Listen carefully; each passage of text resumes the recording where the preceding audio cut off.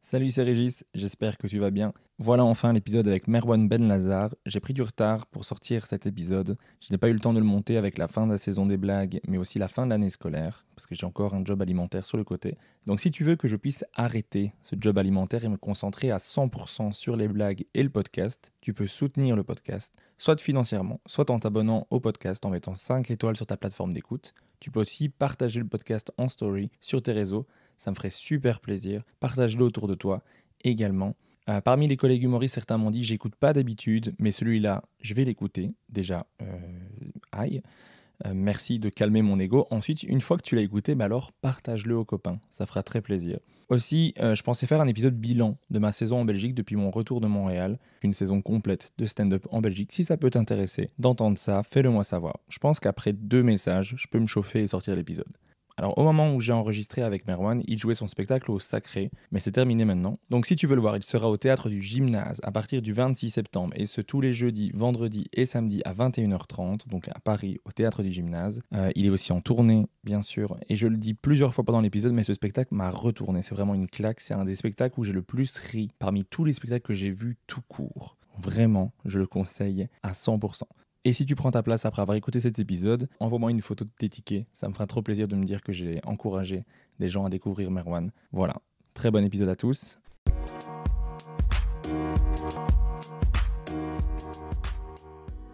Alors bonjour et bienvenue dans ce nouvel épisode. Aujourd'hui, je reçois l'humoriste compte certifié de chez JQ Magazine. Tout est bien dit.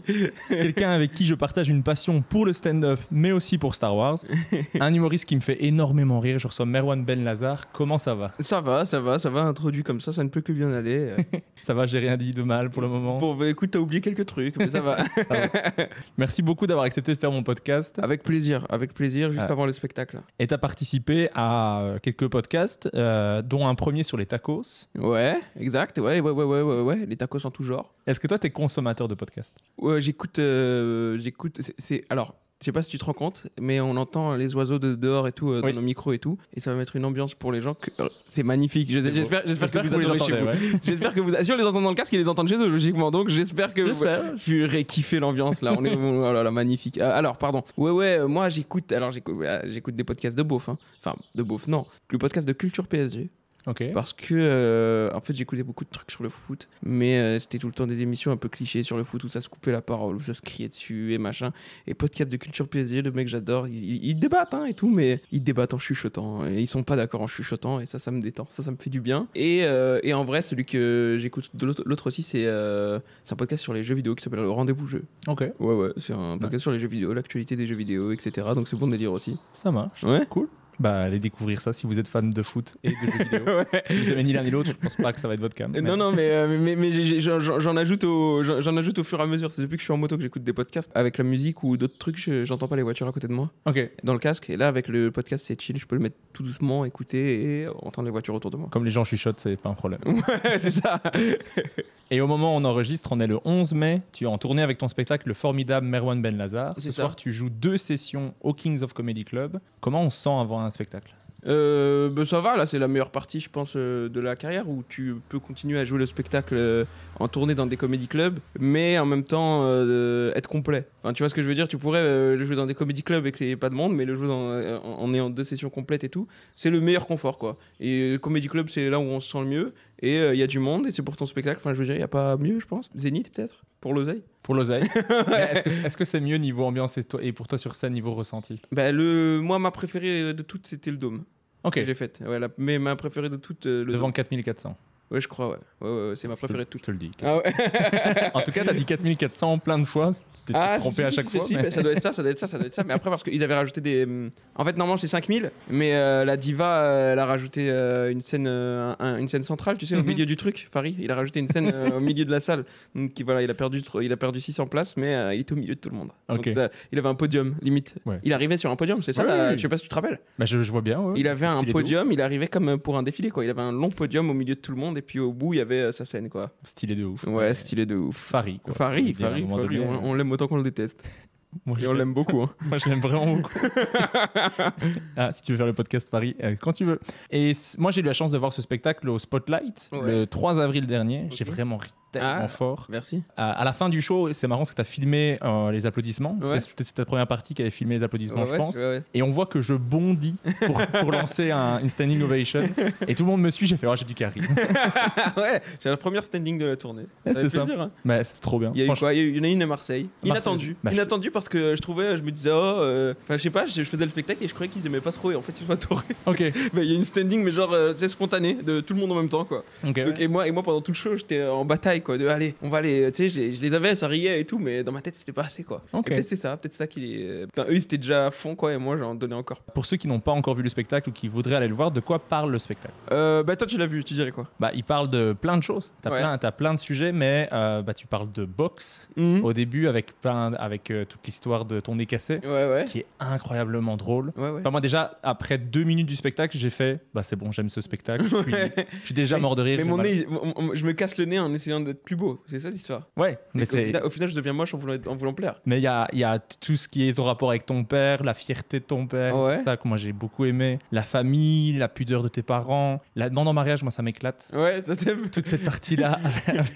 Tout. J'ai pas envie de spoiler les blagues, mais je riais tellement fort, j'avais mal au ventre à la fin. J'avais besoin de pause, tu vois. Ouais. Je pense que si je le regarde en captation, je fais pause à certains moments pour me remettre et après je reprends, tu vois. mais peut-être que les gens aussi, ils ont besoin de pauses. C'est le sujet là en ce moment-là. On regarde comment il a fait le spectacle et on se demande si on va pas rajouter des pauses aussi, nous. Parce que toi, t'aimes ça rire beaucoup, mais il y en a qui aiment aussi quand il y a des moments où ça ralentit et tout. Moi, j'ai pas besoin de ralentir. Tu m'as vu, moi. Ouais. Comme ils disent sur internet, il y a pas de ralentir. Mais il y a des gens, ils ont besoin de faire des petites pauses dans le spectacle. Ils aiment bien quand ça se calme un peu à des moments et après qu'on reparte. Et c'est aussi ça qui rend le truc beau, c'est que, qui rend l'accélération appréciable, c'est que c'était calme pendant 2 minutes. Donc à voir. Mais là, on est sur là on est à 130 pendant 1h10, quoi. Pour ceux qui n'ont pas vu le spectacle. Il y a le moment où je parle de mon daron, où peut-être, et c'est un petit virage, mais après on repart à 130. Hein. Ouais, c'est ça. Mais il y a vraiment beaucoup de rythme. Mais moi, je trouve pas que c'est trop. Ouais. C'est une pause dans le sens où j'ai tellement ri fort, ça me fait mal. Ouais. Mais j'apprécie, tu vois, ça s'enchaîne, il y a un rythme. Est-ce que j'aime bien les moments où tu as des interactions ? Ouais. Parce que je trouve que des fois, les gens qui font des interactions, ils font soit ça, soit ils font des vannes. Ben là, c'est les deux. Tu vois, tes interactions te permettent de rentrer dans tes sketchs. Oui, sinon ça ne va rien. Voilà, c'est ça. Oui, ça rajoute du rythme, ça rajoute de la connexion avec les gens. Mais... J'ai 3 endroits où je sais que je peux en faire, quoi. Si j'en ai pas fait au moment du mariage, je peux en faire une après, je sais plus où. Mais j'en fais pas ailleurs. J'en fais une au tout début, des fois, quand je vois que les gens, ils ont un peu peur.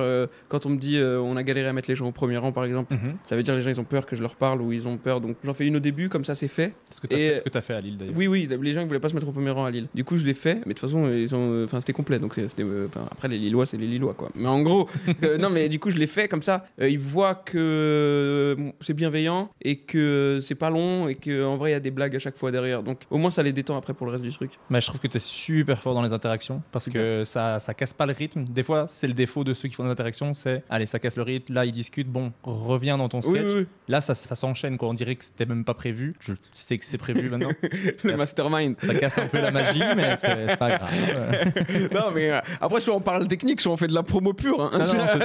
Moi, je vis le moment sur scène et après, je vois ce qui se passe. Voilà, ça, c'est la version GQ. Non, mais la technique, ça me plaît bien. La version underground, c'est je sais exactement à quel moment je le fais, pourquoi je le fais et s'il y a besoin ou pas de le faire, quoi. Voilà. Mais c'est très maîtrisé en tout cas parce que t'as ce truc ultra naturel on a l'impression que tu as écrit les vannes avant de monter sur scène, mais on le sait très bien que c'est pas le cas. Tu vois ce que je veux dire ? Écrit, tout le spectacle. Tout le spectacle, ouais. Tout le spectacle. T'as vraiment un côté naturel on a l'impression que tu racontes l'histoire pour la première fois. Parce que justement, j'ai les blagues, mais je les ai pas écrites. Ok. T'as pas les vannes écrites sur une feuille ? Non. Ok. Ni sur des notes ou quoi. Tiens, attends, tu veux... Ah putain, mon téléphone il est là-bas. Si tu veux, dans mon téléphone, il y a des... Vas-y, débranche-le, je te montre, tu vas voir les notes. Là, je fais... Tu sais, j'avais mis un truc sur les avions et tout. Ouais. Et je vais le refilmer pour le format que je fais avec Combini. Okay. Et du coup, en gros, tu vois, ça c'est le max. Okay. Tu vois, c'est le max. Tu vois, c'est enfant pour dire aux gens, âge, enfant en bas âge, célibataire casse-couille, il y a une dame devant moi, et c'est ultra dangereux, imagine on freine d'un coup, c'est bon. Tu vois. T'as ton sketch. Oui, je l'ai, c'est bon. Ok. Je sais où ça va, je connais. Et pour le spectacle, c'est un peu la même chose. T'as des petits mots-clés et c'est parti, quoi. Ah, c'est encore. Là, par exemple, pour ça, tout ça là, je vais juste mettre avion, je sais que je dois faire ça. Ok, mais tu vois, je veux dire, dans le sens, on a vraiment l'impression que c'est la première fois que tu fais la blague. Oui, parce que comme c'est pas écrit, à chaque fois je semi-cherche les mots. Mais je semi-cherche les mots, mais je les dis à chaque fois à peu près de la même façon. C'est maîtrisé, quoi. Je fais ça exprès pour avoir ce naturel. Si c'est trop écrit, après, moi je deviens un robot très vite. Hein. Bah, c'est très réussi en tout cas. Super. Mais le spectacle s'appelle Le formidable Merwan Benlazar. Tu expliques que le titre vient du fait que pour certains, tu es formidable dans le sens qu'on utilise couramment de t'es formidable, t'es incroyable. Pour beaucoup. Pour beaucoup. Et pour d'autres, il a et pour encore plus de gens. Qu'il le dit. Pour d'autres, il a le sens du mot latin formidabilis, qui veut dire affreux ou redoutable, car pour une partie de la population, c'est ce que tu es, ce que tu dis dans les interviews. Est-ce qu'en jouant ce spectacle, tu as rencontré plus de gens qui avaient le sens latin ou le sens qu'on utilise plus couramment ? Je suis encore on va dire, dans le découverte pour les gens qui viennent voir le spectacle, les gens qui viennent me voir. En vrai, il y a beaucoup de gens qui m'ont vu en Comedy Club. Il y a eu Montreux aussi, il y a beaucoup de gens qui m'ont vu à Montreux. Les trucs France Inter aussi, ça m'a ramené du monde. Je m'y attends pas du tout, mais genre les trucs France Inter. Après, j'ai fait la matinale, donc la matinale apparemment c'est vraiment écouté. Et j'ai fait l'émission de dimanche, là, celles qui sont en grève là. L'émission de Charlie. Et en fait, tu regardes sur les réseaux, genre ils postent des trucs sur YouTube, ça fait aller 16 000 vues ou 10 000 vues. Et en fait, ça ramène des gens. Non, ça ramène des gens. Mais genre beaucoup quoi. Okay. Et il y a des gens, je m'y attendais pas. Genre, il y a une dame, elle m'a dit, c'était une dame un peu âgée, elle m'a dit, vous faites œuvre de salut public. Je savais même pas ce que ça voulait dire. Et ouais. Et attends, et pourquoi on dit ça ? C'est quoi la question de base ? La question de base, c'était est-ce qu'il y a plus de gens qui le prennent. Non, les gens qui viennent me voir en général. Pour le coup, toi, tu l'as pas vu à Paris le spectacle, mais quand je jouais au Point, il y a beaucoup de gens qui venaient parce que c'était le point virgule au début. Et du coup, ils savaient pas du tout. Et limite, tu sais, ils disaient, on va au point virgule à la séance de 20h, et ils découvraient que c'était moi, quoi. Okay. Et ils avaient jamais vu l'affiche, rien. Et ouais, au début, ils me voyaient arriver, je voyais des têtes de ah putain, on va se faire chier. Ok. C'est pas du tout notre délire. Et après, en sortant, je trouve ça, c'est un truc que je leur disais souvent, hein, mais j'avais ce truc un peu fou. J'ai arrêté de le dire après, mais je leur disais au début, vous m'avez vraiment pas fait confiance. Et j'avais vraiment le rire dans la salle de oui, c'est vrai.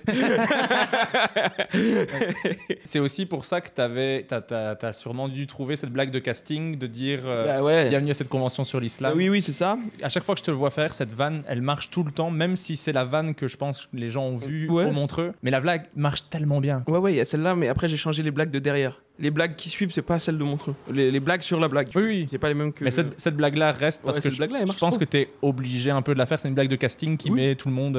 C'est un mec qui est rentré une fois en retard. On jouait au Centre Idéal. C'est une cave, quoi, le Centre Idéal. C'est un théâtre dans une cave. Un mec qui arrive en retard et il regarde la salle et il y avait vraiment, c'était à l'époque, c'était un plateau qui s'appelait le Sentier des Bars. Et du coup, il y avait vraiment beaucoup de jeunes de mon âge, tu vois. Et à l'époque, quoi, c'était avant les débuts de fac, quoi. Et le mec rentre dans la salle et en fait, je le vois douter et tout. Et je dis bienvenue à toi et tout, installe-toi, bienvenue à cette conférence sur l'islam. Et du coup, c'est resté, mais le mec avait vraiment bugué ce jour-là.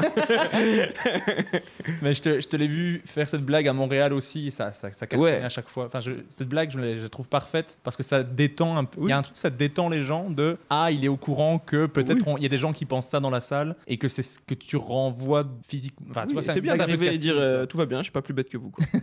Je sais moi aussi, je me rends compte, quoi. Il y a pas de souci, quoi. Ouais. J'ai aimé ça, j'aime le côté que c'est super personnel ce que tu racontes et en même temps on s'identifie aussi. On voit que tu prends beaucoup de plaisir sur scène aussi. Tu t'éclates. Oui. Genre quand tu tapes avec ton fil juste après des blagues, moi c'est con, mais on voit que tu t'éclates. On dirait un enfant qui joue à qui on a donné un micro, mais dans le bon sens, hein, vraiment positif c'est trop chouette.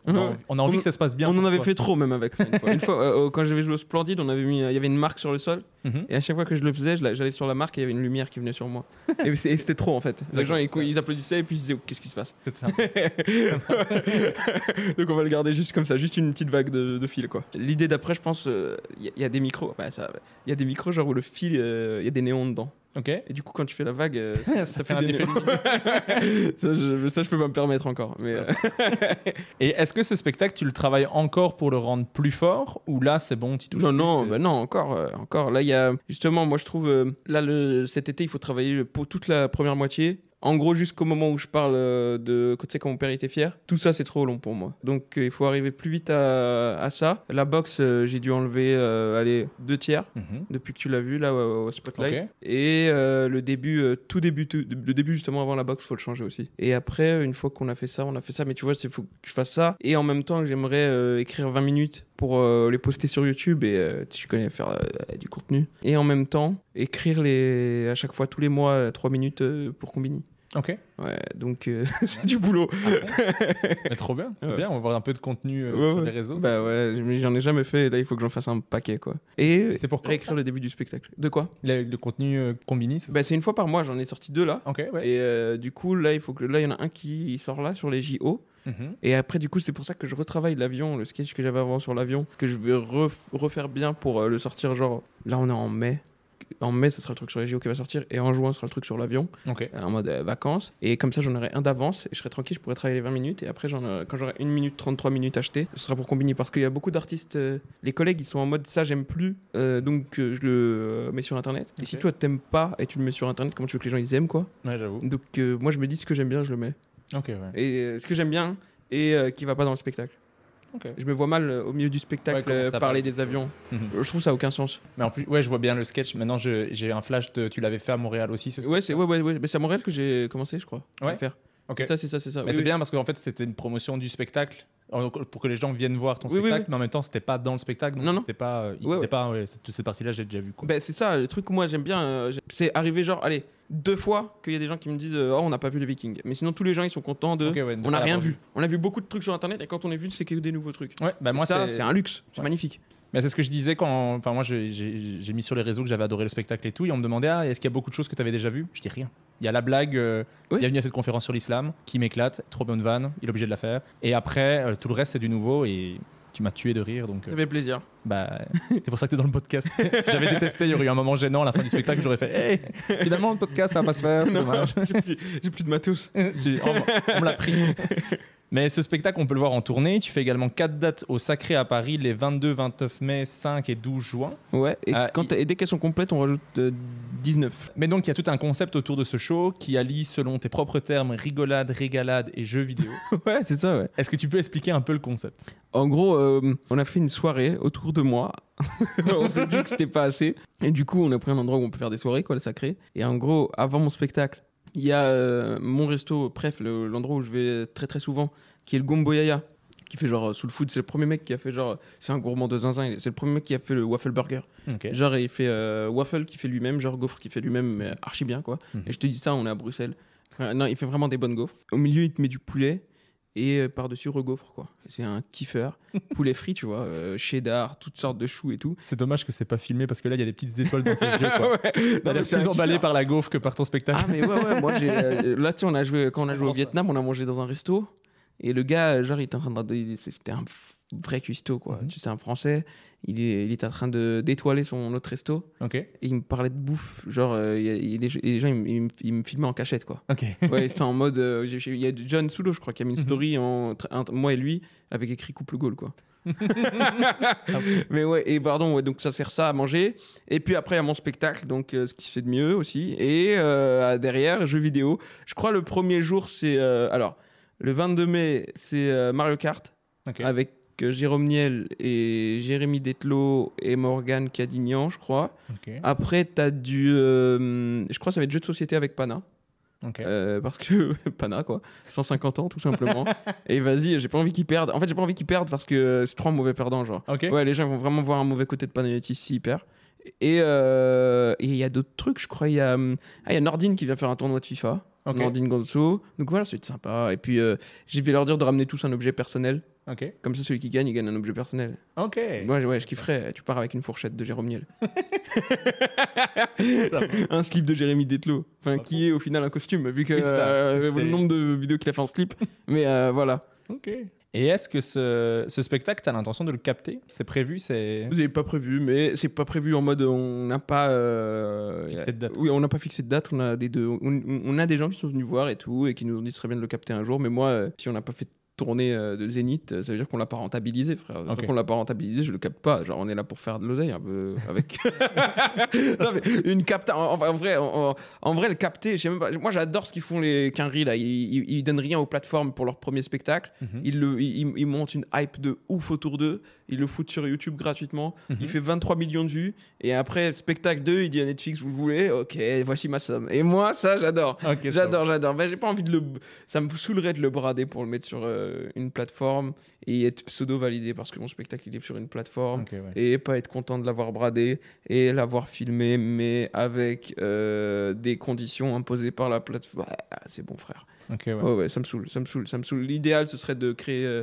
L'idéal, hein, dans un monde idéal, ce serait de créer une sorte de hype autour de moi qui ferait... Tu vois, Jason, là, il a trop bien fait. Tu vois, il l'a sorti de la plateforme, il l'a mis sur YouTube. Il a fait genre 600 000 vues le spectacle. Une heure qui a fait 600 000 vues. En francophone, c'est énorme. Hein. C'est genre... moi, je regarde les quinries, genre, tu vois, les mecs en place, quoi. Tu vois, les mecs du même niveau que Jason, et c'est des anglophones, ils tapent du... Allez, 1-2 millions, ils sont contents, genre. Et Jason, en francophone, il fait 600 000, c'est énorme, genre. À fond. Bah, je pense qu'il y a une dizaine de vues, c'est moi, déjà.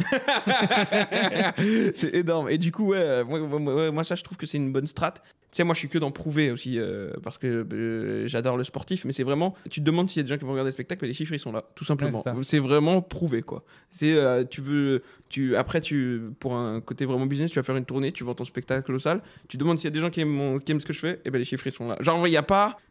quand tu as des chiffres, c'est magnifique, quoi. Ouais, c'est beau, parce qu'il y a l'artistique, et putain, il y a un truc de sportif, de stats, quoi. Si, regarde, c'est génial ce que je fais. Si, je suis regarde, c'est génial ce que je fais, il y a des chiffres, quoi. Mais moi, je le demandais pour pouvoir revoir le spectacle. Je t'avoue, j'adore les captations. Moi, je veux juste revoir le spectacle. De toi? Ah, moi, je l'ai vu. T'es là, frère? Mais je sais, mais moi, quand j'aime un spectacle, je veux pouvoir le regarder genre 10 fois derrière. Oui, je comprends. Tu vois ce que je veux dire? Donc, s'il y a une captation YouTube. Bob Burnham, j'ai vu à Mec Rappi, je l'ai vu 4 fois, je crois. Bah voilà. Ouais. Pepper Tiger, Bill Burr, allez 3-4 fois aussi, ouais. Bah, je sais pas. Par exemple, genre Pulsion, le spectacle de Kian Kojandi sur YouTube, je crois que je l'ai vu 3 fois cette année. Ah ouais. Tu vois? Ah, t'es un fan? Ah, je suis un gros fan de. T'adores un bon moment et tout, genre? Ouais. Ah, putain. Bah, je suis un fan de podcasts d'humoristes. Ok. Un peu exagéré. C'est juste, je consomme que ça en fait. Il en manque, non? Des gros humoristes qui font des podcasts. Ouais, ce serait cool d'en avoir. On n'a pas d'autres. ça ici. Hein. Ah, ici, il y a Fanny Ruet. Non, mais je veux dire, en francophonie, on n'a pas ça, le truc de, tu sais, les quinries, ils ont tous leur podcast, quoi. Ouais, c'est ça. Et ils se font tous des passes, ils s'invitent tous. Ouais. Bah, au Québec, c'est un peu la même chose. Parce que moi, quand j'ai le fait que j'ai un podcast, que j'ai eu pas mal d'humoristes, chez les humoristes belges, on se dit, ah, ben lui, c'est les gars du podcast. Mais au Québec, j'étais un cliché, quoi. Oui. Un gars qui a un podcast, c'est tout le monde, quoi. Ouais. Très bien, t'es un humoriste, quoi. Félicitations, mon gars. Ouais, je vois. Voilà. Mais est-ce que t'as d'autres projets dont j'aurais pas entendu parler? À part le spectacle en ce moment. Un podcast. Un podcast? Ok. Ouais. Tu peux nous en dire un peu plus? Ce serait festif, mon podcast. Moi, je veux que ce soit un podcast très, très festif. Très inspiré de Bumping Mics. Dans l'ambiance, avec du public. J'adore ça. Moi, je veux que ce soit un truc en public. Et je veux que ce soit aussi un truc filmé. Ça fait que t'en fais moins. Il y a ça. Déjà, il y a ça. Et comme tu as dit, moi, je m'amuse trop en faisant des impros. Et c'est un truc que je m'empêche de faire depuis des années, mais j'adorerais faire des soirées d'impro. Alors, est-ce que ces deux projets vont pas se rencontrer? J'adorerais être sur scène et rigoler avec le public juste. Inviter un humoriste. Est-ce que ces deux projets vont pas se rencontrer pour créer un podcast où j'invite des humoristes sur scène et juste on rigole avec les gens dans la salle et évidemment on fait une petite interview en scred pendant qu'on discute, etc. et tout. C'est un peu brouillon comme ça, mais il y a une idée qui peut naître, quoi. Ok. Ouais. Festif, moi je trouve que le nom peut être sympa. Podcast, il serait festif. Je savais pas si c'était le titre ou l'adjectif, tu vois. Moi je pense que ça peut marcher. C'est vrai que c'est bien comme nom, festif. C'est sympa. Meron Benlazar dans festif. Et maintenant qu'on est revenu sur ton actualité dans le podcast, donc moi j'aime remonter le temps. Donc j'aurais besoin de savoir pour ta future page Wikipédia, tu es né où et quand? Parce que moi j'ai que l'année 1994. Ouais. Mais j'ai pas le reste des informations. À Saint-Denis 93. Ok. Hôpital de la Fontaine pour être précis. Et 411. Matin. Matin, très tôt le matin, je crois. Et la date? Déclenché même, je crois, moi. Ok, déclenché. Ouais, ça voulait pas sortir apparemment. Et je sais pas si on peut parler d'un bébé comme ça. Mais ouais, c'est ça. Et la date, c'est ça, c'est 26 J'ai juste l'année. Ah, 26 août. 26 août. Ah, ouais. C'est bientôt. Ouais.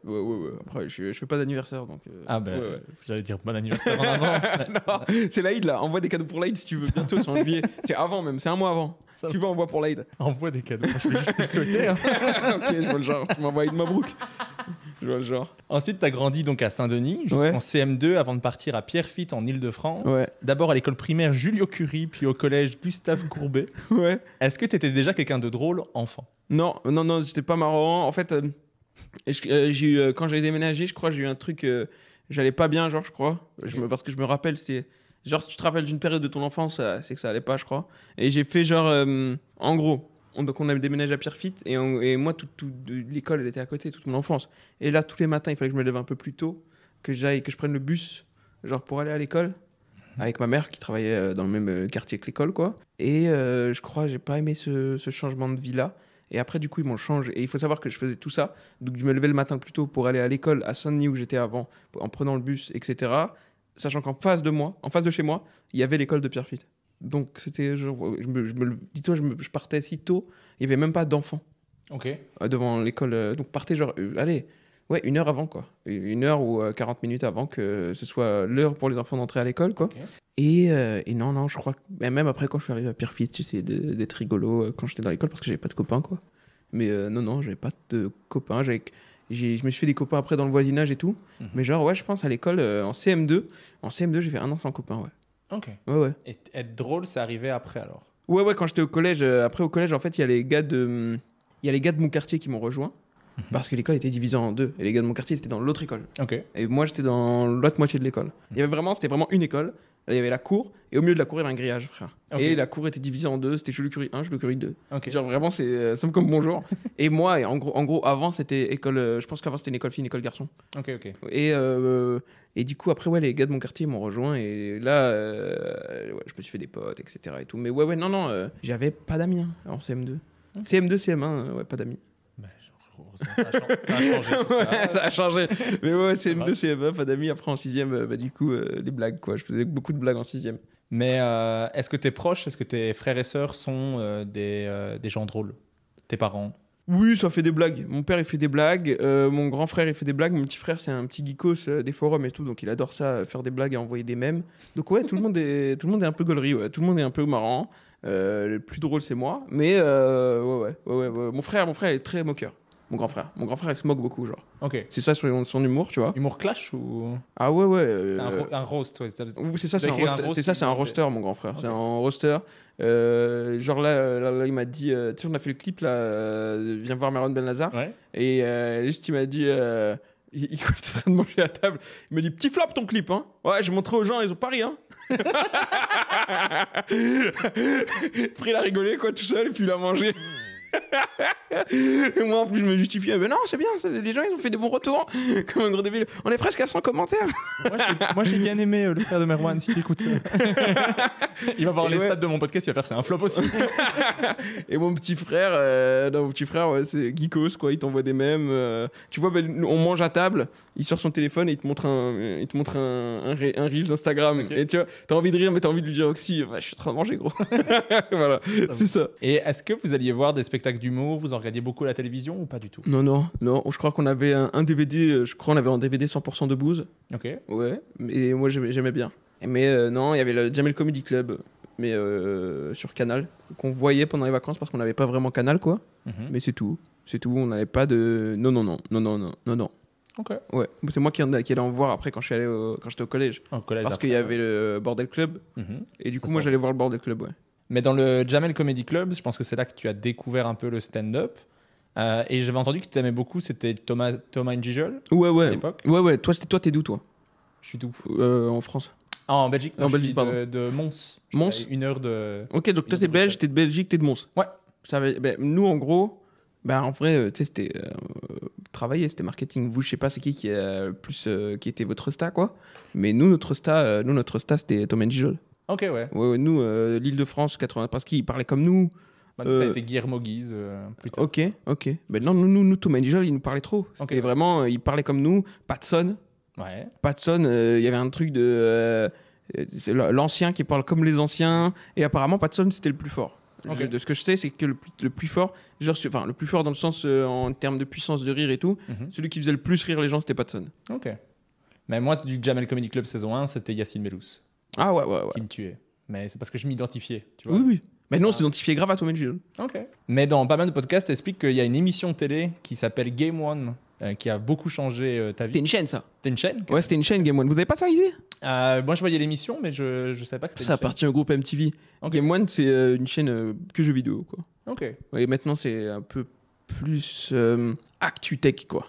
Ok. Ouais, il y a jeux vidéo, mais c'est aussi ActuTech. Ok, après je suis pas expert, donc peut-être qu'il y a des gens qui pourront connaître plus. Je connaissais de nom, je t'avoue, mais... en gros, c'était loin dans la Freebox, hein. C'était genre la 117, je crois. Ok. Et il y avait les gars, là, j'ai oublié comment ils s'appellent, Johan et je sais plus quoi, et ils avaient une vidéo, c'était Level 1, et du coup, juste ils faisaient le premier niveau d'un jeu, Et il disait on aime bien, on n'aime pas. Et il se tapait des barres, il faisait des canulars, il faisait des trucs à la con, genre vraiment des trucs à la con, quoi. Il y a une émission, il y avait un jeu qui était sorti, je sais plus c'était lequel. Il le commence, ils aiment pas, et ils disent mais faut finir l'émission, du coup ils mettent un autre jeu qu'ils aiment bien. Et je te jure, et tu les regardes jouer à Tekken, quoi, alors qu'à la base c'était une émission sur un jeu de course. Et vraiment, et frère, et je te jure, je les regardais, je me disais mais c'est trop grave. Mes parents, mon daron il travaillait au chantier, frère. Mon daron il travaillait au chantier, il portait il était plombier du chantier, ça veut dire il faisait les gros tuyaux, quoi. Ouais. Et ma daronne travaillait à la crèche.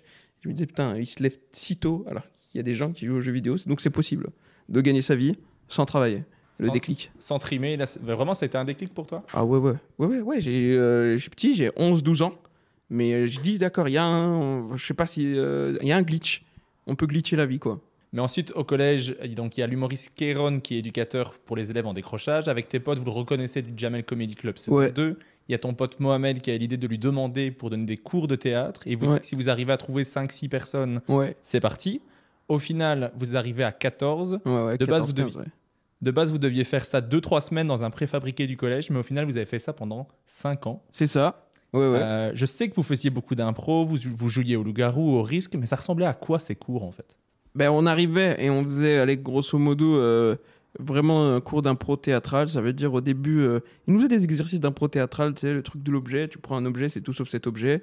On faisait c'est les trucs d'impro théâtral de base, mais après on était très jeunes, donc c'est normal, le playback, tout ce genre de trucs-là.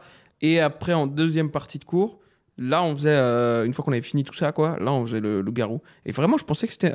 j'étais petit, hein, mais je me disais, c'est un escroc et tout. Il fait juste ces jeux qu'il faisait à l'époque quand il était...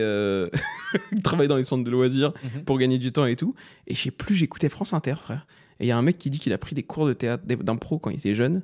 Ce qu'il a le plus aidé dans les cours d'impro, il dit c'est le jeu du loup-garou. Okay. Donc le jeu du loup-garou, c'est vraiment un truc d'impro, frère. C'est vraiment un truc de cours d'impro. Ouais, tu dois faire croire aux gens des choses, donc tu dois être crédible, quoi. Oui, c'est ça. Et putain, et tu passes ta vie à vendre, quoi, dans le jeu du loup-garou. Tu passes ta vie à vendre que tu penses que c'est lui, tu passes ta vie à essayer de convaincre tout le monde et tout. Et c'était intéressant, en tout cas, nous, à 13-14 ans, de confronter à ça, essayer de nous convaincre les uns les autres. Et au final, essayer de faire de nous des gens convaincants.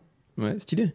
Et est-ce que tu te sentais que tu avais un talent dans l'impro, dans le théâtre, la scène ou tout ça ou... Non, même quand on a... Tu sais, comme quand on est arrivé au moment où... moi, je suis monté sur scène en premier, parmi les gens du groupe théâtre, tu vois, en mode faire du stand-up, etc. C'est moi qui l'a fait en premier.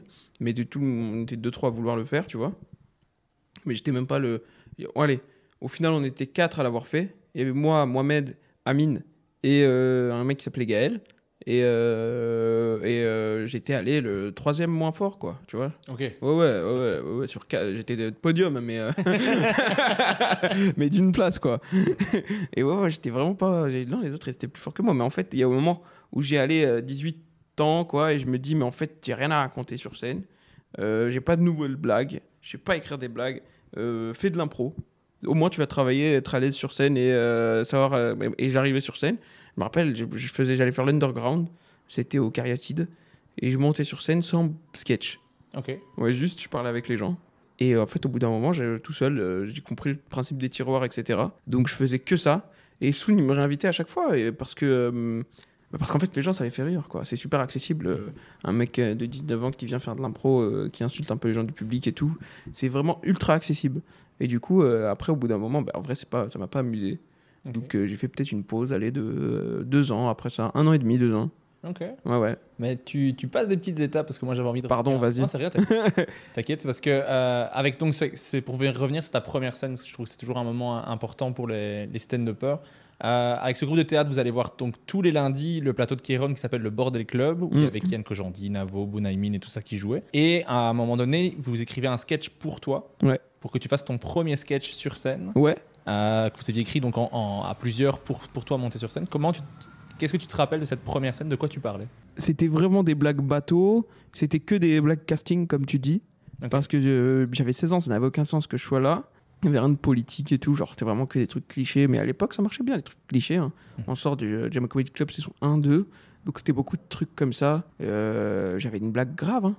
J'avais une blague genre ça raccroche quoi, ça raquette. Ouais, j'avais des trucs très graves, mais j'avais 16 ans frère. Je fais quoi? Mais non, mais si tu veux une anecdote sur ce truc-là, oui. J'ai très très bien marché. Et dans la salle, il y avait Nick Moukoko, qui n'avait jamais fait de stand-up, mais qui allait voir le Bordel Club, qui sortait de... c'est intéressant, je le laisserai t'en parler si tu veux et tout un jour, mais il sortait de... Tu sais, il était tombé très malade et tout, et le stand-up, lui, ça allait vraiment aider à guérir et tout. En regardant du stand-up, en regardant des Américains faire du stand-up, il tombait sur ça, sur Internet, à l'époque, il téléchargeait. Et il me voit sur scène, et en fait, comme c'était ma première fois, et qu'on m'avait introduit comme c'est sa première fois, etc., il envoie un message, lui, derrière, au Bordel Club, en mode moi aussi j'aimerais faire ma première fois, et il joue genre 2-3 semaines après. Ok. Ouais, c'est fou, hein. T'as lancé une vocation. Non, il était déjà plus à fond dans le stand-up que moi, mais il s'est dit, en fait, on peut. C'est toi qui as permis le oui, c'est passé par moi, ouais. C'est passé par moi, il me racontait ça en voiture, parce qu'il m'avait dit, en fait, j'étais là à ta première. Et moi j'étais en mode cool et tout, mais il y avait plein de gens qui étaient là comme humoristes. Il y avait Kian, il y avait trucs, et en fait je savais pas qu'il était dans le public. Et qu'il avait jamais fait de stand-up, donc il m'a vu en tant que spectateur à ma première fois sur scène. Ouais, mais c'est toi qui a permis de faire ce premier pas. Tu sais, il y a quand même ce truc de tu regardes du stand-up, tu dis c'est trop bien, et à un moment donné tu te dis mais en fait c'est possible de le faire. L'autre il a 16 ans. J'ai fait ça, tu sais pour qui d'autre aussi? Vas-y. Jean-Jean. Ok. Tu connais Jean-Jean? Je vois. Jean-Jean, un jour il me voit sur scène, c'est plus récent, c'est quand j'ai repris justement tout doucement, j'avais les 22 ans, il me voit sur scène au Blanc-Ménil, sa ville. Et en fait, il m'a trouvé nul. Mais lui, il regardait beaucoup de stand-up américain et tout. Et il me trouve si nul qu'il se dit, mais en fait, c'est possible, quoi. Et du coup, il me trouve si nul qu'il va, il fait les open mic, etc. Et tout. Et un jour, il m'a dit, tu sais que c'est en te voyant sur scène que je me suis dit, je vais monter. Je dis, ça fait trop plaisir. Et il me dit, non. Laisse-moi t'expliquer. Mais c'est agréable de l'entendre une fois que ça marche. Oui. Si c'était à l'époque qui te non, mais il m'a dit. Et je viens de te voir, c'était vraiment mauvais. Ça m'a donné envie de faire mieux. Là, c'est plus dur. Là, il m'a dit après.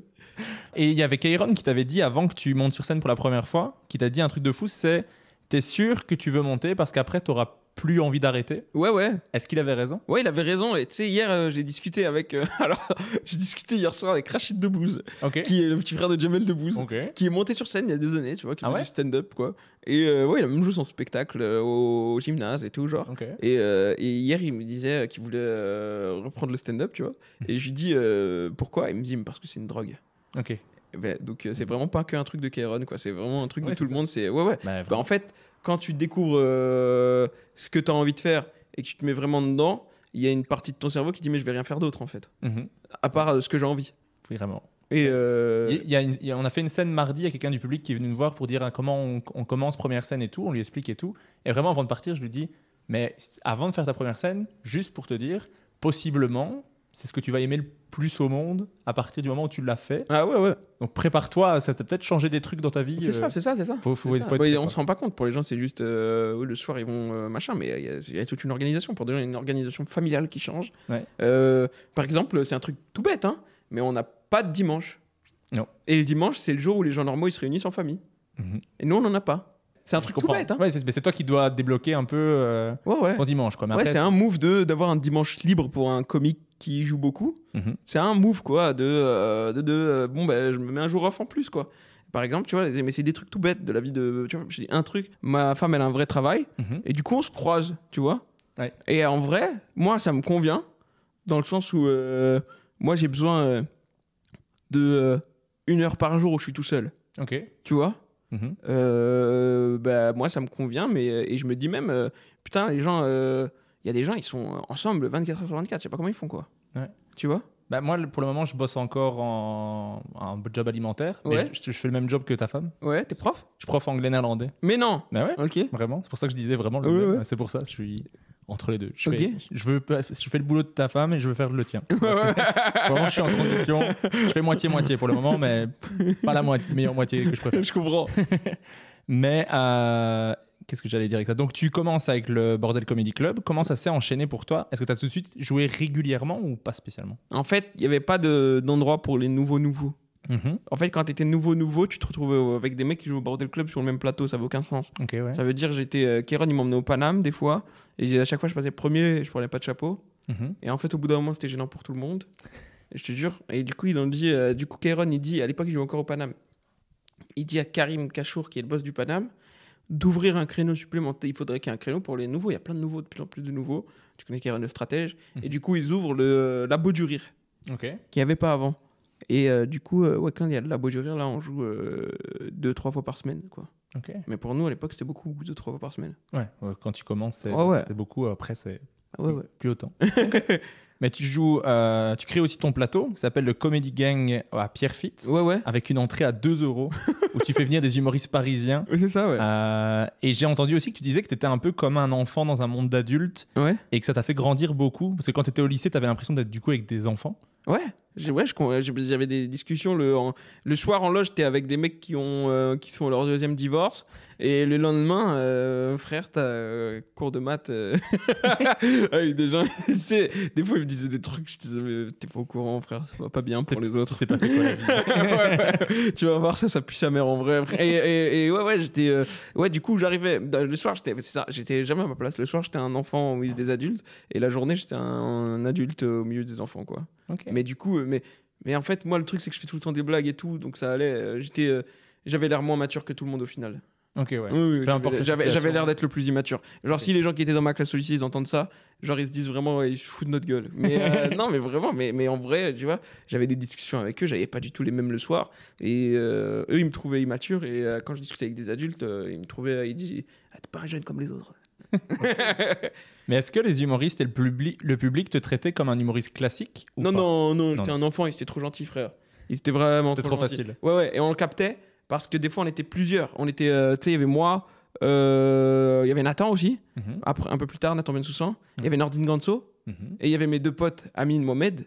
Et tu vois, quand on faisait tous le labo.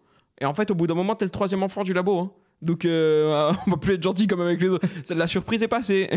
Et il y a même des gens, des fois, qui nous disaient, genre, ils sortaient et tout, ils nous disaient, mais excusez-moi, vous êtes payés?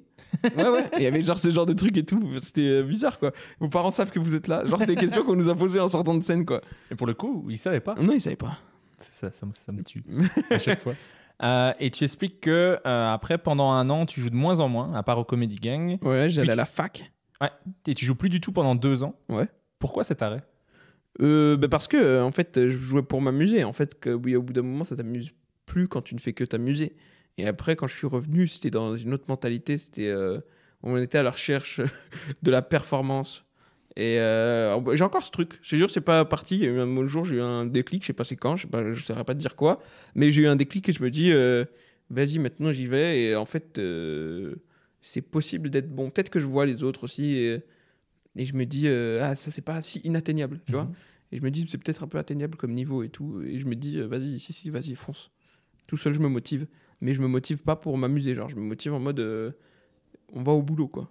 Mais moi, je trouve ça très réussi. Je te dis, ton spectacle, c'est l'un des spectacles que j'ai le plus ri cette année. Ah, ça fait plaisir. Super. T'as vu qui d'autres? J'en ai vu un paquet. Pour le coup, je vais vraiment en voir souvent. Ok, ça fait plaisir. Souvent. Et je regarde beaucoup sur internet, et puis je vais voir dans tous les comédie clubs aussi. Ouais. J'ai vraiment beaucoup ri. Ah, ça fait plaisir, c'est bien. En termes de nombre de rires, c'est un des spectacles qui est dans mon top 5 que j'ai le plus ri. Cimer, ça c'est beau. Vraiment. Ça c'est beau. Donc ça c'est de la promo. Voilà. Après, donc tu reviens au stand-up. Comment ça a été? Donc, tu as la pause de 2 ans où tu travailles au McDo, tu fais une licence AES, administratif, économique et social. De la belle merde, hein. Voilà.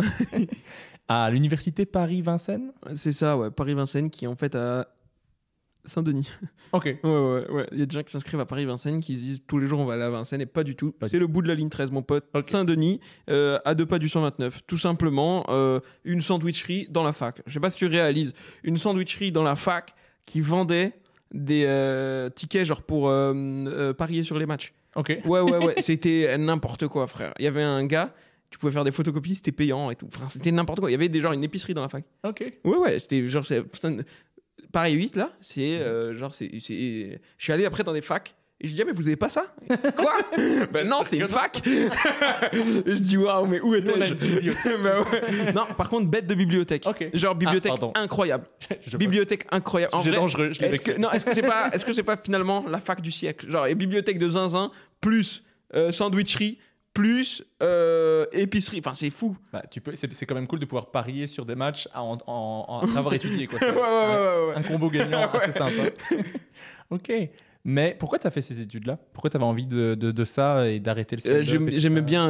J'avais une prof d'SES, Madame Pichardi, qui était incroyable. Et elle nous a passionnés pour les sciences sociales de manière générale, pour Pierre Bourdieu. Et du coup, j'ai pris ça parce qu'il y avait sociaux. Et le prof de sociaux, il était super, j'ai oublié comment il s'appelle. Mais genre, je sais plus qui m'avait dit, moi, lui, il est super. Du coup, j'ai pris ça juste pour faire sociaux. Et j'ai raté aucun cours de sociaux. Il me disait, en plus, moi, je voulais pas faire ça. Enfin, je savais plus ou moins. Donc, j'allais en cours, il me disait, mais vous prenez pas de notes et tout. Je dis, moi, juste, j'écoute. Je suis là pour la vibe. Mais il y avait des trucs graves qui se sont passés. Ouais. Ah ouais, des trucs graves à cette fac. Il y a c'était un prof de droit. Et en droit, on était nuls, mais tout le monde était nul. Genre, à la fac, je sais pas comment c'est ici, mais tout le monde triche chez nous. Genre, ça triche à toute pagaille. Genre, tout le monde trichait. Genre, je sais pas comment t'expliquer. Genre, il y avait peut-être 2 personnes qui trichaient pas dans mon groupe. Et genre, le mec, il met des sales notes et tout. Et j'avais capté qu'il aimait bien les meufs, ce prof. Genre, tu vois, il aimait bien les meufs. Il nous avait expliqué qu'il était divorcé, machin. Il aimait bien les meufs. C'est une histoire qui commence bien. Frère, moi, il dit, il me dit, il dit, du coup, on va faire des oraux parce que vous avez été trop nuls pour voir qui valide pas. Et moi, il y avait une meuf et j'ai capté qu'il l'aimait bien, tu vois. Et je dis, Fatim, t'es avec qui pour l'oral? C'était à 2. Elle dit, moi, personne. Je dis, on fait ensemble. Elle dit, vas-y et tout. Mais je dis, t'inquiète. Je révise tout et je répondrai à toutes les questions et tout, et vas-y. Donc on va et tout, on fait l'oral. Il m'a posé 0 question. Il a posé toutes les questions à Fatim et c'était aucune question sur le droit. Ah ouais, c'était vous êtes d'où au Maghreb? Genre vraiment que ça, ouais. Mais après la police lui a posé beaucoup de questions qui avaient à voir avec le droit. À lui là, il est encore là. Il y a une fois où il a dit un tel, vous avez pas validé, si vous voulez valider déménagement jeudi, qui vient m'aider? Il y a eu cette phrase genre qui a été dit. Il est prof de droit. Wow. Ouais. C'était incroyable, frère. C'était incroyable. Et moi et Fatima, on a validé le droit. Il nous a posé 0 question de droit. Voilà, Paris 8 Vincennes, tout simplement. Voilà. S'il y a des gens qui écoutent qui sont profs de droit, vous savez. Vous faites bien votre travail. Si vous faites pas ça, déjà bravo pour ce que vous faites. Et je te jure, c'était Donc Paris 8 Vincennes, des très bons souvenirs. Mais après, tu reprends le stand-up, tu reviens à fond, et là, tu reviens en mode, c'est plus juste pour m'amuser, c'est mon taf, je veux avoir un niveau. Ouais. Et je reprends, j'arrive en fait, c'est tellement, il y a tellement des nouvelles têtes qui arrivent tout le temps qu'en fait, quand j'arrive, je reprends les labos, mais les mecs qui faisaient le labo quand j'étais là, il y a plus personne. Du coup, en fait, je suis renouveau. Donc je repars à zéro et tout, mais j'ai le truc j'avais déjà un peu des blagues, j'avais peut-être 2 minutes bonnes sur 3. Donc ça va, on va dire la réinsertion se fait plus facilement. Et en 2015, tu crées ton propre plateau au Sentier des Halles, qui s'appelle le Sentier des Bars dont tu as parlé tout à l'heure. C'est ça. Tu joues pour la première fois au Jamel Comedy Club le 4 avril 2017. C'est possible. Et tu intégreras la troupe de la saison 10 en septembre 2019. Jusqu'en décembre 2019. Jusqu'en décembre 2019. Même pas octobre 2019 pour être précis. Ouais. Donc, c'est horrible ce qu'ils m'ont fait. Je sais pas si tu veux en fait, c'est David Salle, le metteur en scène, et le directeur artistique, c'est un gars qui s'appelle Andreas. Andreas, il voulait que je fasse la troupe, il aimait bien ce que je faisais. David Salle, il me détestait, gros.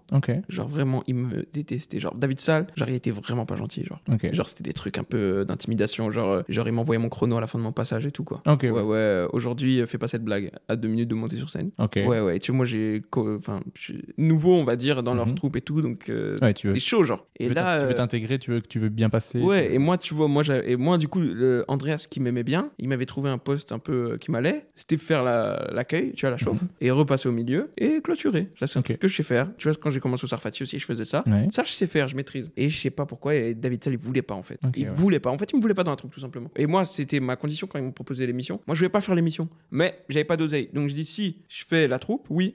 Du coup, après, derrière, ça m'assure de quoi vivre et manger. Donc magnifique. Pas grave, je sacrifie un sketch qui sera peut-être moyen sur Internet, mais au moins derrière, j'ai à manger. J'ai un endroit où je joue souvent, devant du public, qui est pas le public le plus facile, qui est un peu un public qui aime un peu tout ce qui est mainstream, mais si en même temps, si t'arrives à les avoir avec ton truc, c'est vraiment que t'es fort et tout. Donc c'est aussi un bon endroit pour travailler, tu vois. Et donc on fait l'enregistrement. Ils me font jouer un max. Dès que l'enregistrement est fini, ils me font jouer de moins en moins, tu vois. Et là, un jour, en fait, Andreas, après tout ça, Andreas part en vacances, genre 1 mois, 2 semaines, je crois. Et on avait des dates au début du mois. Et je crois, le lendemain que je reçois les dates, David Salle, il me dit envoie-moi tes dates ou un truc comme ça. Je lui envoie. Et il me dit Andreas, il est pas là, du coup, viens pas. Ouais. Et frère, dis-toi, ça, c'est le genre. Tu sais, c'est pas que des dates, genre. C'est.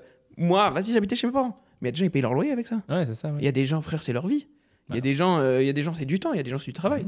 Et il me dit As. Et après, en fait, quand Andreas revient, il me dit ouais, il s'excuse pour ce qui se passe, etc. Et en fait, moi, de moi-même, je lui dis mais en fait, s'il veut pas de moi, je veux pas forcer. Il dit ouais, mais moi, c'est moi qui t'ai mis dedans et moi, je tiens à ce que tu sois dans la troupe. Donc j'étais dans un entre-deux. Et au bout d'un moment, je dis arrêtez, laissez-moi tranquille. Ils m'ont rappelé, genre, il y a peut-être 2 ans. Et je dis non. J'ai fait un passage, il y a 1 an et demi. Il n'y avait plus David Salle. Okay. Donc j'ai refait un passage 1 an et demi. J'ai fait en sorte qu'ils se rendent compte de ce qu'ils ont raté. Okay. Et je suis rentré. Mais ouais, c'est des trucs. C'était horrible. Hein. Pas une belle expérience. Et dis-toi, c'est avec ça que j'ai grandi et tout. Ah ouais, ils ont détruit en mode, pas mon rêve et tout. Je suis pas un bouffon. Mais ouais, c'est ça quoi. C'est frère, on en a rien à cirer de toi quoi. T'es un passage qu'on a vendu à Canal+, rien de plus quoi. Maintenant qu'on a plus besoin de ton passage, tu peux rentrer chez toi faire tes valises quoi. Ouais, mais tu dis c'était pas mon rêve, mais c'est le rêve de beaucoup de gens, tu vois. Vraiment, moi, le Jamel Comedy Club, j'en rêve depuis saison 1, quoi. Moi, je suis dans ma tête, ça va, et j'ai la tête sur les épaules. Et vas-y, je sais que c'est que des blagues, mais je pense qu'il y a des gens, tu fais ça, c'est une dépression. Ah ouais, tu les flingues. C'est ultra violent, frère. Bah de ouf. D'envoyer un message au début du mois, frère, moi, j'habitais chez mes parents. Oui. Tu fais ça à un mec qui galère à payer son loyer, qui vit de chapeau. Mais qui se dit, en plus, je suis dans le Jamel Comedy Club. Qui essaye de devenir intermittent ou quoi, mais tu lui bousilles un an de sa vie. Ah ouais, mais qui dit à tout le monde, à tous ses potes, je suis enfin dans le Jamel Comedy Club, ça commence à marcher. Ah ouais, j'avais des trucs, frère, je rentre pas dans les détails, mais j'avais des trucs où on me disait, par exemple, moi j'aimerais beaucoup que vous vous entendiez, toi et David, alors qu'on s'était jamais embrouillé. Okay, et ça veut dire qu'en gros, lui, il allait les voir et il dit non, mais il m'a dit ça, ou il a fait ça et tout, je comprenais rien. Ouais. Et moi, je te dis, moi j'étais encore plus jeune que maintenant et tout.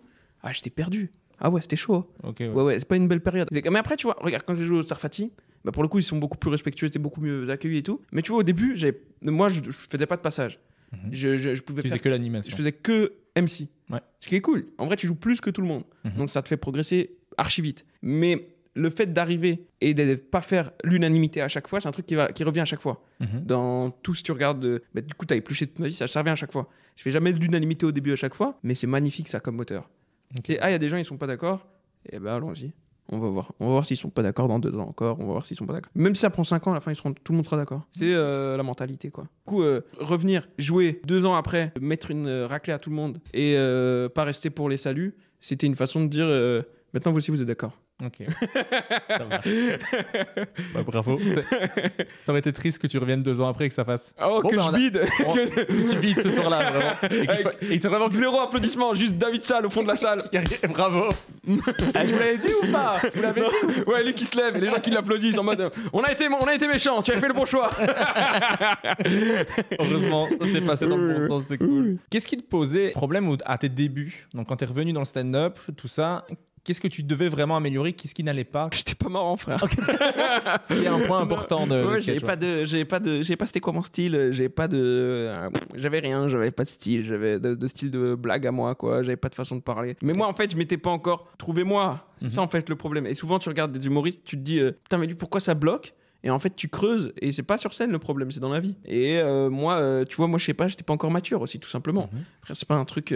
qui a envie d'écouter 10 minutes de blague d'un mec de 19 ans? En vrai, on s'en branle. En vrai, de vrai, on s'en branle. Je crois que c'est un métier où tu deviens fort avec le temps, mais c'est pas pour rien, c'est parce qu'avec le temps, t'as des trucs à dire, peut-être. Et ouais, au début, j'avais rien à dire. Au début, j'étais là... J'avais travaillé au McDo, ça m'avait cramé le cerveau, je crois. Donc, en vrai, j'avais rien à dire. Je pense que c'est ça aussi, j'avais rien à dire, quoi. Au début, j'avais rien vécu. Et en plus, j'étais persuadé d'être drôle. Et c'est bien aussi de savoir, en fait, je suis pas marrant. Ça met du temps, mais ouais. Mais t'as joué un peu sur tous les plateaux qui existent, le One More, le Sousoum Comedy, le Paname, le Bordel, le Sunday Comedy. Ça, c'était mon plateau même, le Sunday Comedy, ouais. Et en février 2018, tu reprends même le Bordel Club au théâtre Montmartre-Galabru. Ouais, comme si le roi Arthur me confiait Excalibur. C'est ça. C'est ce que j'avais... Non, pas du tout. Et tout ça sans que tes parents sachent que tu faisais du stand-up, jusqu'à ce qu'ils reçoivent une fiche de paye d'une scène que tu as fait avec Gad Elmaleh. C'est ça, ouais. Comment ça a été pris par tes parents que tu fasses du stand-up? Et comment c'est pris maintenant? C'était vraiment un non-sujet. C'était vraiment... c'est quoi? J'expliquais. Ok. Ouais, fin de la discussion, genre... ouais, mais le foot. Ok, c'est marrant. Ouais. Et là, c'est... ils m'en parlent comme du travail, genre. Ok, c'est ce que c'est, donc c'est oui, bien, oui. Mais ton père n'est jamais venu te voir sur scène? Non, ni ma mère. Ni ta mère? Ok. Non, et c'est pas un problème? C'est pas un truc que tu as envie qu'il voit de toi? Non. Ok, ouais. Ouais. Non, c'est marrant. Mes parents sont déjà venus me voir plein de fois. Mon père vient encore souvent. Je sais pas, moi aussi j'ai le truc de j'aime bien être tranquille quand je travaille, tu vois. Ouais, mais je comprends aussi. Mais... Des fois j'invite des gens de la famille par politesse, genre je leur dis je joue là, viens si tu veux. Mais en vrai, c'est cool s'ils viennent, tu vois. Okay. Mais c'est pas, s'ils viennent pas, je vais pas me dire ils sont pas venus. Ouais, d'accord, je comprends. Et est-ce que ta copine vient te voir souvent ou... Même pas, frère. T'as ta femme? Ouais, ma femme, non, même pas, frère. Elle vient quand elle est à Paris, par exemple, du coup, elle m'attend, quoi, pour rentrer. Mais là, elle est à Bruxelles, mais elle est avec sa copine, quoi. Je lui ai dit, vous allez faire quoi et tout. Je lui ai dit, si tu veux, ramène-la. Elle me dit non. Non, ça va. ouais, ça va, merci. Okay. J'ai pas besoin de toi pour passer une bonne soirée. Reste avec ton spectacle de loser. Le gros nul. Regarde, je vais vous dire quoi à ma copine? Regarde, le clown, c'est mon mari. Mais après, en mars 2018, tu commences à faire plusieurs 30-30 avec John Sulo, Rémi Boy, Ray Mendes. Ouais. T'es invité par Gad Elmaleh à faire sa première partie à l'Européen. C'était un plateau, ça. Je faisais MC sur le plateau, ouais. Parce qu'il était venu au Sunday. Et il m'avait vu au Sunday Comedy, là.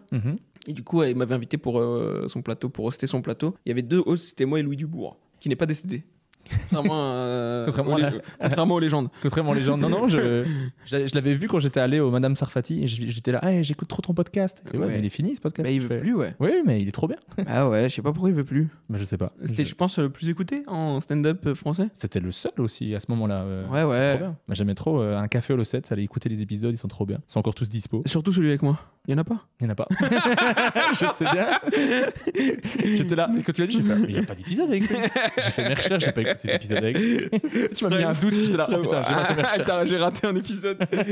Merde, j'ai manqué un truc. Après le 31 janvier 2020, tu joues pour la première fois ton premier spectacle qui s'appelle Pour la première fois, point virgule. Comment ça s'est passé ta première heure, la première fois que tu montes sur scène et que tu fais 1 heure? C'était fastoche. C'était fastoche avec les gens qui me connaissaient dans la salle, c'était fastoche. Okay. Et il y avait un truc de... J'avais bien bossé et tu sais, les gens ils viennent en mode...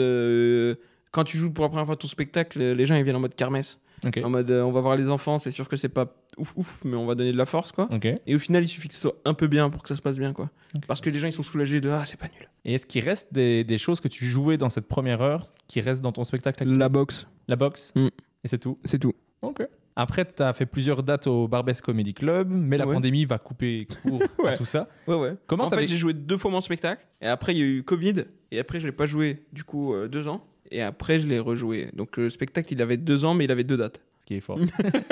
Et comment tu as vécu, toi, le confinement, tout ça, ne pas faire de scène pendant tout un temps? Ah, trop bien. Ouais, trop bien. J'ai regardé, les gens, ils savent, j'ai regardé Viking, et tu vois, je suis revenu bien plus fort que quand j'ai arrêté, je pense. Et pourquoi ça?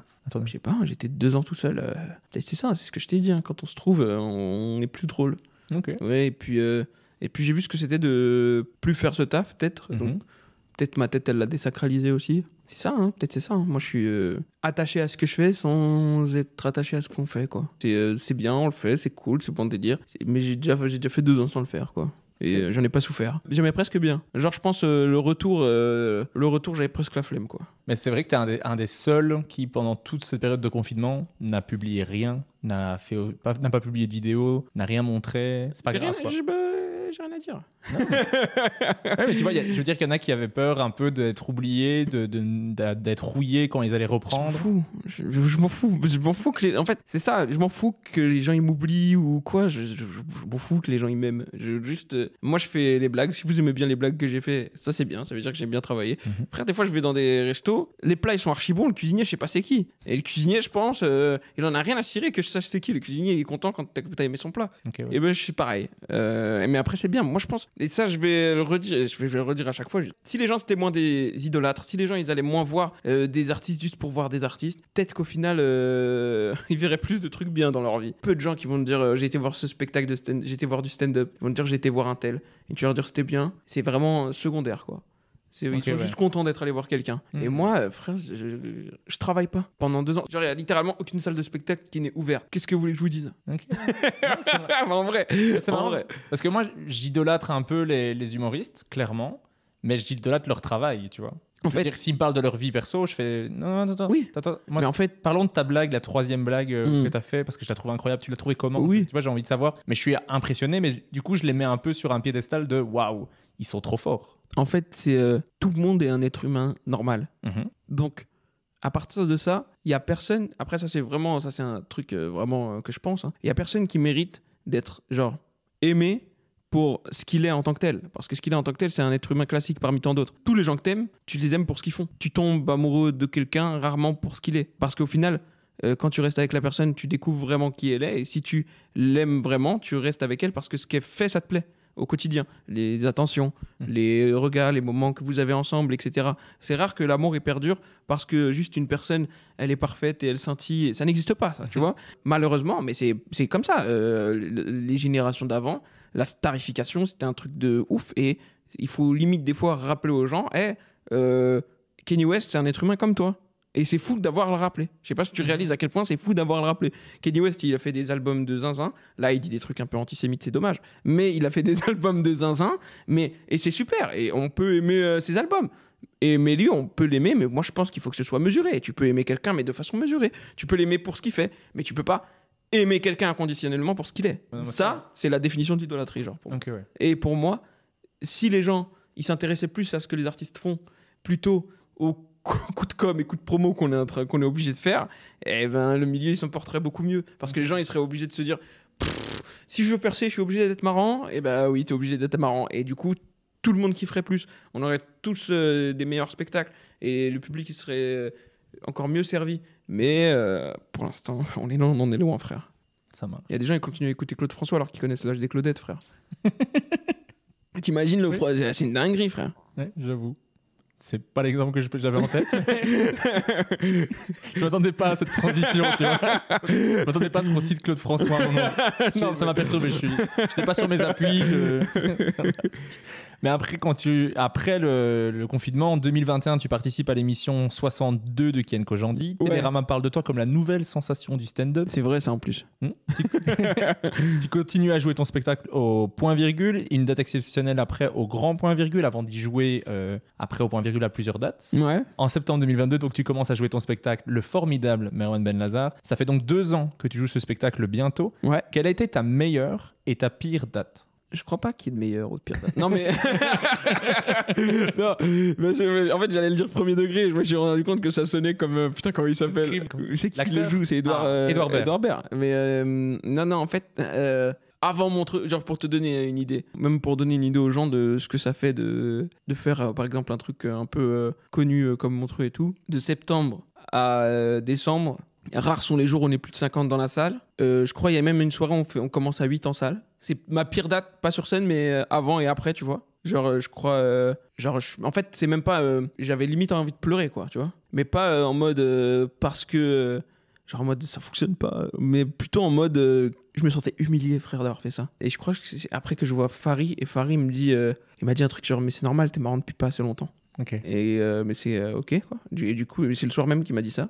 Faut le prendre. Oui, il m'a dit ça fait pas assez... Il me dit toi tu crois que t'es drôle depuis longtemps mais ça fait vraiment pas marrant, enfin pas longtemps. Et en fait c'était sur scène c'était ok. Mais genre 8 personnes au point virgule, genre la salle elle peut être serrée comme tu veux, c'est 8 personnes, frère. Frère, c'est littéralement 4 groupes de 2 quoi. Dur. Ouais, ou 2 groupes de 4, ça va encore. Et ta meilleure? Ouais, ma meilleure, je pense, c'est la première exceptionnelle au grand point virgule. Parce que non, je suis un ouf. Ma préférée, c'est pas le Splendide, c'est une date de tournée dans le 77. Okay. Parce que j'étais agréablement surpris par tout. C'est-à-dire, c'était la première fois que je jouais le spectacle après l'avoir retravaillé dans une 200-300 et où ça réagissait de façon différente à quand je joue au point virgule. Il y a des... En fait, je me rendais compte sur scène que c'est un autre spectacle et que j'avais travaillé dans le bon sens et que ce que je pensais, c'est-à-dire que le spectacle, il fallait qu'il aille dans une plus grosse salle, c'était vrai. Et en tout cas, que c'était un spectacle qui était écrit pour une plus grosse salle, genre je le pensais, et ça validait tout ça. Et aussi, j'avais le truc de... Je pensais pas qu'il y avait autant de gens qui viendraient me voir dans une ville si proche de Paris, et c'était plein.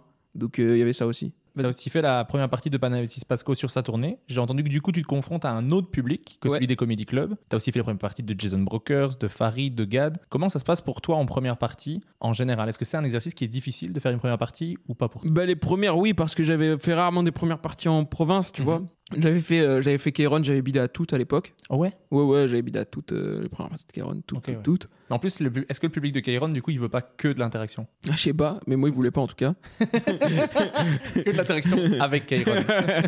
Mais non, après, j'en ai refait à l'européen, j'avais bien marché. Mais ouais, non, Pana et tout, au début, c'est dur parce que j'apprends à faire les premières parties. Et après, en fait j'essayais trop de me mouler à eux, à essayer de leur faire des trucs qui leur plaisaient. Je me disais, bah, le public de Pana, il va aimer ça, le public de Pana, il va aimer ça. Et après, je fais un truc qui énervait Pana, mais je leur rentrais dedans, frère. Okay. C'était vraiment la France quotidien / Panayotis que tu imagines. Et j'arrivais barbu comme Ragnar et je leur rentrais dedans. Et ça marchait, mais ils les récupéraient vraiment cassés parfois. Okay. Parfois, il les récupérait en mode merci d'arriver. Okay. merci d'être venu. On a passé un bon moment avec lui, mais il commençait tout juste à nous faire peur. Allez. Mais que je trouve maintenant que tu as vraiment le curseur sur le bon truc de on se sent pas agressé, mais en même temps il faut répondre. Il faut du rythme, il faut qu'on y aille. Mais tu mets un truc de j'ai envie que tu me parles, que certains humoristes quand ils vont te vanner, tu fais moi s'il me parle je lui réponds pas. Toi t'as un truc de c'est trop marrant. T'as une bienveillance qui ressort, même si tu rentres dedans. Ah oui, bah ouais, c'est ça. Mais pas dans l'agressivité. Non, c'est ça, je ne rentrais pas dedans dans l'agressivité. J'arrivais en full énergie. Okay. Frère, j'ai une vidéo, elle est très grave, mais j'ai une vidéo de moi qui entre en première partie de Panayotis, et un mec qui fait ma première partie, il fait ça à mon spectacle, je le sors, gros. On dirait les gens sont venus pour moi. Attends, je vais te la trouver. Mais genre, c'est limite vexant. Attends, elle est où? Je te jure, il y a un mec qui fait ça à mon spectacle, je m'énerve. Attends, tiens, regarde. Donc, c'est pas du tout mon spectacle. Hein. Frère, attends, les mains, c'est très grave à un moment. Frère, le meeting politique.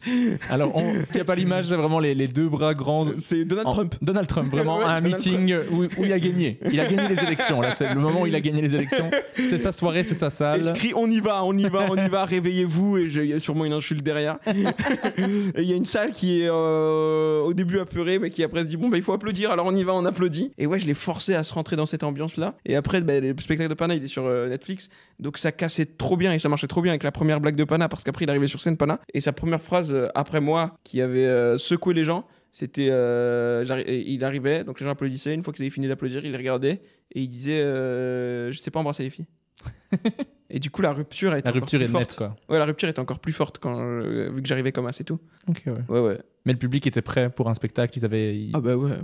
Bah, c'était ma mission. Hein. Ouais, bah, mission accomplie. Quand tu fais la première partie, t'es au service de la publicité de ton spectacle et de ta personne, mais t'es moitié 50% au service du spectacle d'après, quoi. Je lui filais jamais des gens apeurés, quoi. Non. Je filais toujours des gens bien, mais parfois c'était des gens à qui j'avais gueulé dessus pendant 11 minutes, qui étaient encore plus contents qu'il arrive, quoi. Ouais. Il arrive avec un truc plus posé. Ouais. C'est bon. Ouais. Après, en novembre 2022, tu fais la première partie de Fari au Dôme devant 4400 personnes dont on parlait tout à l'heure. C'est ça. Avec son podium, rien que pour lui, pour pouvoir défiler, parce que il faut bien. Fari. Trop stylé. Sinon, il a racheté toutes ses robes pour rien. Comment on aborde une scène comme ça devant autant de monde? Et est-ce que toi qui n'es jamais stressé, là quand même, il y avait quelque chose? Il fait non de la tête parce que non, rien à cirer. C'est 4400 personnes. Après, il y avait 2 premières parties avant moi. Genre, je savais que j'étais trop bien placé. Je savais que ça allait être du gâteau, franchement. Okay. J'arrive, je leur fais le montreux. Donc, on t'a fait le montreux. En plus, j'étais millimétré. J'arrive, je me dis, est-ce que les impros, ça marche ici? Les 4400 personnes, c'est grand. Sûrement, les gens, ils ne voient même pas. Une impro, les gens applaudissent. Je dis, ok, ils s'en battent les reins, en fait, de voir qui tu vannes. Ils veulent que du sang. Et à partir de là, j'ai déroulé. Alors là, j'ai déroulé. C'était facile. C'est plus facile 4400 personnes ou un comedy club? 4400 personnes. Si t'es allé en comedy club avant. Oui. Si tu commences par 4400 personnes, c'est peut-être plus facile d'aller en comedy club. Après, c'est plus rare. Hein, oui.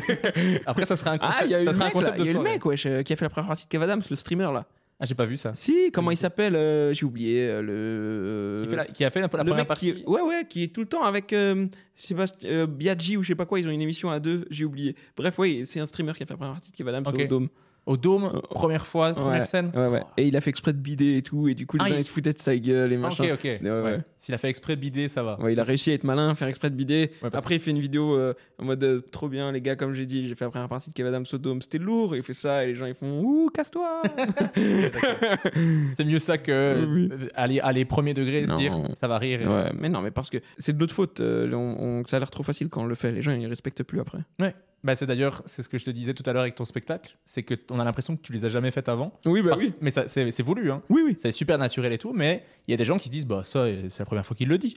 Mais pas du tout, ça fait 4 ans qu'il a bossé cette vanne. Si tu savais. Si tu savais, gamin. Allez. Mais après, en décembre 2022, tu annonces avoir participé à ton premier gala de Montreux. Oui. Comment tu décrirais l'expérience de Montreux? Facile. Hôtel luxueux et facile. C'est vraiment les deux mots. Les 2 points importants de Montreux. Et là, encore plus facile l'année dernière, vu que moi, j'y étais pas, mais c'était à Lausanne. Et c'était encore plus facile. Mais non, nous, facile pas pour tout le monde. Hein. Oui, apparemment, tu disais que sur ce plateau-là, il y en avait 3 à qui ça avait fonctionné. Ouais. C'était Jason, Fari et toi. Ouais, non, Wari, okay. Fari. Jason avait marché.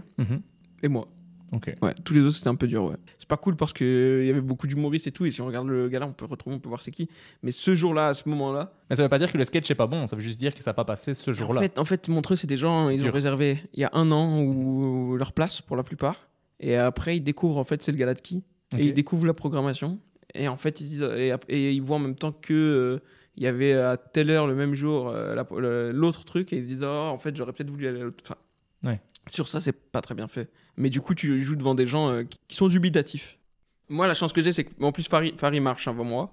Mais moi, je t'ai dit, c'était juste après le Dôme et tout. C'était une période, j'étais millimétré. Je savais, j'avais le même sketch. Je savais. Genre, vraiment, j'arrive. Je connais tout à la virgule près. Donc, il n'y a pas de. Tu vois, pour le coup, sur 5 minutes, moi, je trouve que sur un passage, ça marche bien de tout connaître à la virgule près. Et là, sur le Montreux, c'est ça que j'ai fait. Ok. Bah d'ailleurs, ton Montreux, c'est un des tout bons Montreux, moi, je trouve. C'est bien. Bah, vraiment. Je trouve que c'est rythmé, c'est drôle. Ce que j'adore, c'est t'as à la fois un propos, mais t'as aussi des blagues connes. Oui, mais c'est voulu, toujours, tu vois. Mais ça, j'adore. Mais même dans le spectacle, hein, c'est le truc la blague qui me termine, c'est... Mais je suis un arabe depuis le début et tout. Hein. Cette blague-là me tue et tous les vieux sont pas racistes. Hein. C'est que les vieilles. Tu vois, c'est la petite blague conne, alors que t'as tout un propos autour, mais qui... Tu vois, on se dit c'est intéressant, mais il y a aussi des bonnes grosses vannes de c'est con, mais ça me fait rire. Ça, c'est un truc que j'aime beaucoup de...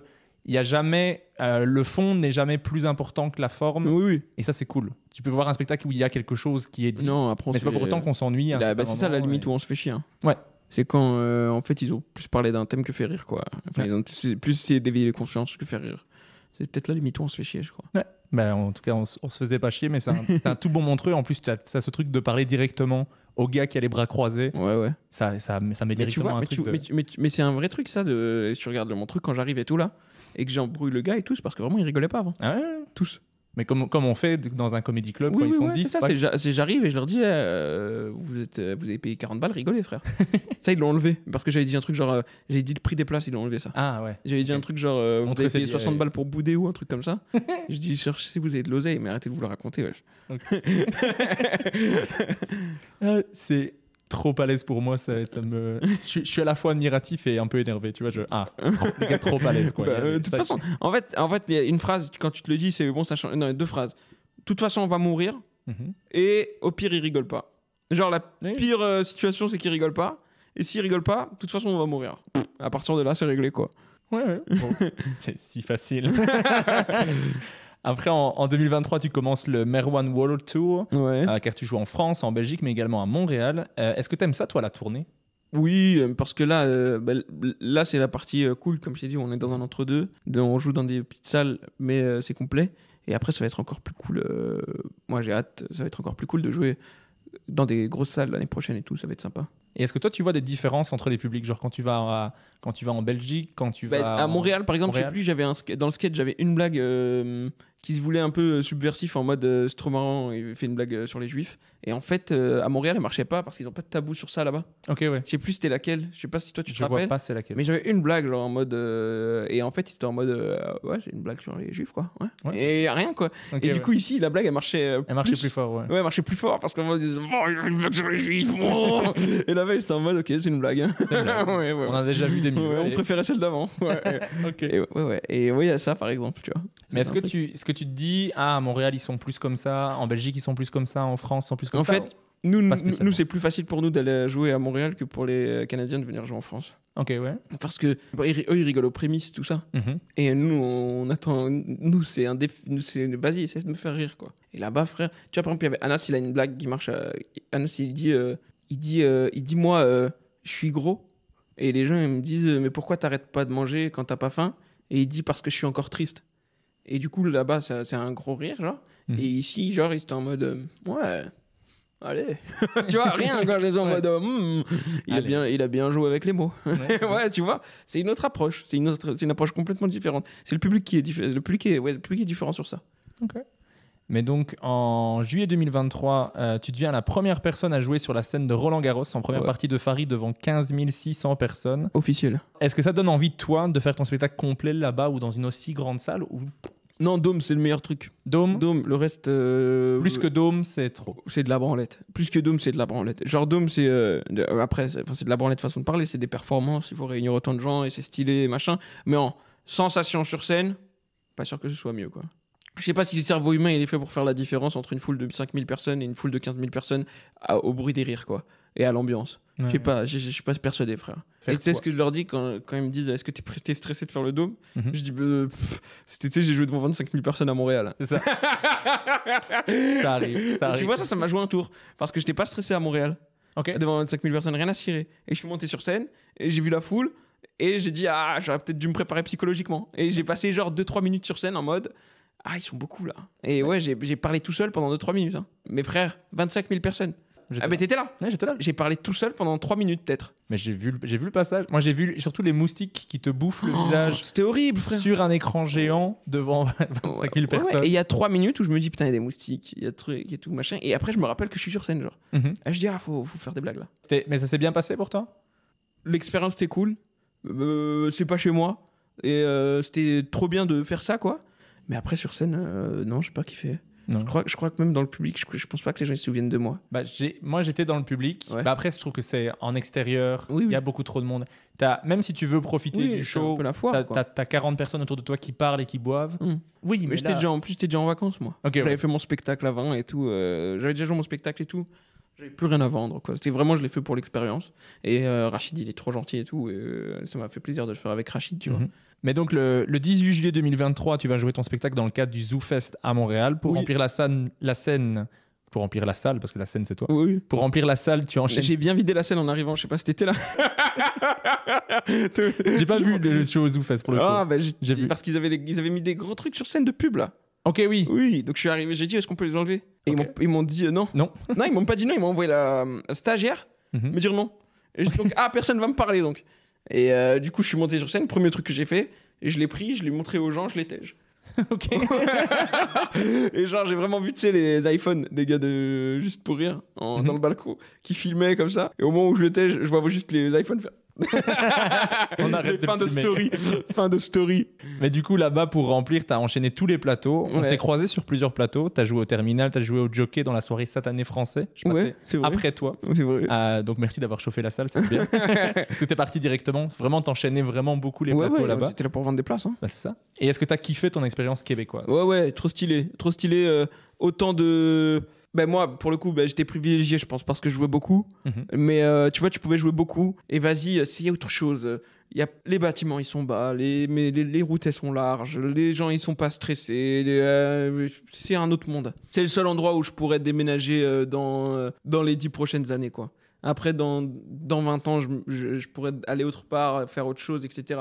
Mais en continuant à faire du stand-up, c'est le seul endroit où je pourrais vivre. En plus, t'es arrivé à la période où c'est vraiment cool, il fait beau. Oui, c'est ça que j'ai pas vu, pardon. C'est ça, t'as pas vu l'hiver. Non, faut faire une tournée. Après, moi, je trouve ça trop cool. Faut faire une tournée en France de octobre à mars, je pense. Et retourner au Québec de mars à... Ouais, viens fin avril. Hein. Ouais, voilà. Non, qui vient en mars, histoire de dire non, mais j'ai fait l'hiver, quoi. Mais si t'aimes vraiment pas le froid, c'est vrai que c'est compliqué, mais moi, j'ai adoré Montréal. Okay. Mais c'est vrai que la période... l'été à Montréal, c'est tellement chill. C'est super cool. Et puis les comédie clubs dans lesquels tu joues, genre le Terminal, le Bordel, c'est parfait. Ouais, c'est trop bien. C'est incroyable. Et l'ambiance est trop cool. Les gens adorent l'humour. Donc, comme tu dis, ils rient aux prémices. Ils aiment ça. Après, c'est un public qui est du coup exigeant parce qu'ils en ont vu des blagues, tu vois. En fait, notre rythme à nous, comme il n'existe pas là-bas, comme ils sont archi lents dans leur façon de faire des blagues, quand j'arrive avec mon rythme à moi, c'était trop facile. Ok, ouais. Trop facile. Ça rend très bien. Ah ouais. Ça marche. Et notre accent, il les gêne pas, donc c'est trop facile. Non, c'est au contraire, ils ont l'habitude. Oui. Ensuite, en septembre 2023, c'est le début de la romance avec Anne Hidalgo. Ouais, tu vois, on parle de ça, hein, c'est un aspect, c'est l'aspect qu'on disait tout à l'heure du stand-up, moi qui m'amuse moins que le stand-up, mais qui m'amuse à faire quand même, hein, c'est la partie com, parce que comme je t'ai dit, les gens, ils viennent pas te voir parce que t'es marrant, ils viennent te voir parce qu'ils t'ont vu sur les réseaux, parce que t'as fait un truc rigolo. Mais tu le fais bien en plus. Bah ouais. C'est la partie com, c'est la partie faire connaître le Merwan Benlazar par autre chose que les blagues. Parce que pour la plupart des gens, les blagues ne suffisent pas. C'est une discussion qu'on avait eu avec Rémi Bay. Hein. On a passé tellement de temps à apprendre à faire rire les gens et tellement peu de temps à apprendre comment se promotionner. Et qu'en fait, si tu sais pas te promotionner, t'as beau être marrant, les gens ils en ont rien à cirer. Okay. Ouais, c'est vraiment triste constat. Ouais. Mais tu vois, Rémi, il a trouvé un truc cool à lui, ce qui est Pardon GPT. Et du coup, il fait son podcast avec Pierre Lapin. Et la moitié des gens qui viennent dans la salle, c'est quand il va en tournée et tout, il me dit que c'est des gens qui viennent parce qu'ils l'ont entendu sur Pardon GPT. Ok, ouais, donc c'est le bon plan. Du coup, on revient sur le podcast festif. Encore, putain, on espère, festif. Avec des confettis. Moi, j'ai continué à dire le nom jusqu'à ce que ça rentre dans ta tête et que tu fasses. J'aime bien. Mais donc, tu as lancé sur les réseaux sociaux tout un truc où tu te dis que tu es en une romance avec Anne Hidalgo. Ouais, je la cyberharcèle un peu, ouais. Tu as même fait une date exceptionnelle au Théâtre du Splendide et pour en faire la promo, tu as lancé le projet Camion où tu te baladais dans les rues de Paris. Avec un camion, avec des LED, sur des écrans LED, sur l'intégralité du camion, où on mettait des déclarations d'amour à Anne Hidalgo et les dates du spectacle. Et même le passage Montreux, il tournait en boucle. Le passage Montreux. Ouais, ça veut dire des fois on s'arrêtait au feu rouge et tout, il y a des mecs qui regardaient, genre. Et après, ça allait klaxonner derrière. Ouais. Mais tu mettais aussi un truc klaxon si, je sais plus. Ah ouais, klaxon. Il y avait plusieurs trucs. Celui qui marchait le plus, c'était klaxon si ton patron est un con. Et les gens, ils klaxonnaient un max. À Paris. Ouais. Mais je trouvais que peut-être la promo, c'est pas ce que t'aimes faire, mais je trouve que t'es vraiment bon dans comment tu le fais. T'as un côté super drôle. Bah, en fait, quand tu comprends que PNL, c'est super, les gens, ils adorent écouter ça, mais quand le clip, il sort, ils parlent, allez, 2 minutes du son et 1 heure de... Ils ont loué la Tour Eiffel, hein, ils ont privatisé la Tour Eiffel. Tu comprends comment fonctionne le cerveau des gens. Okay. Et en fait, c'est super d'avoir un bon biscuit, mais putain, les gens, ils vont parler que de l'enrobage. Okay. Ils vont parler que de l'emballage, du machin, de la boîte, etc.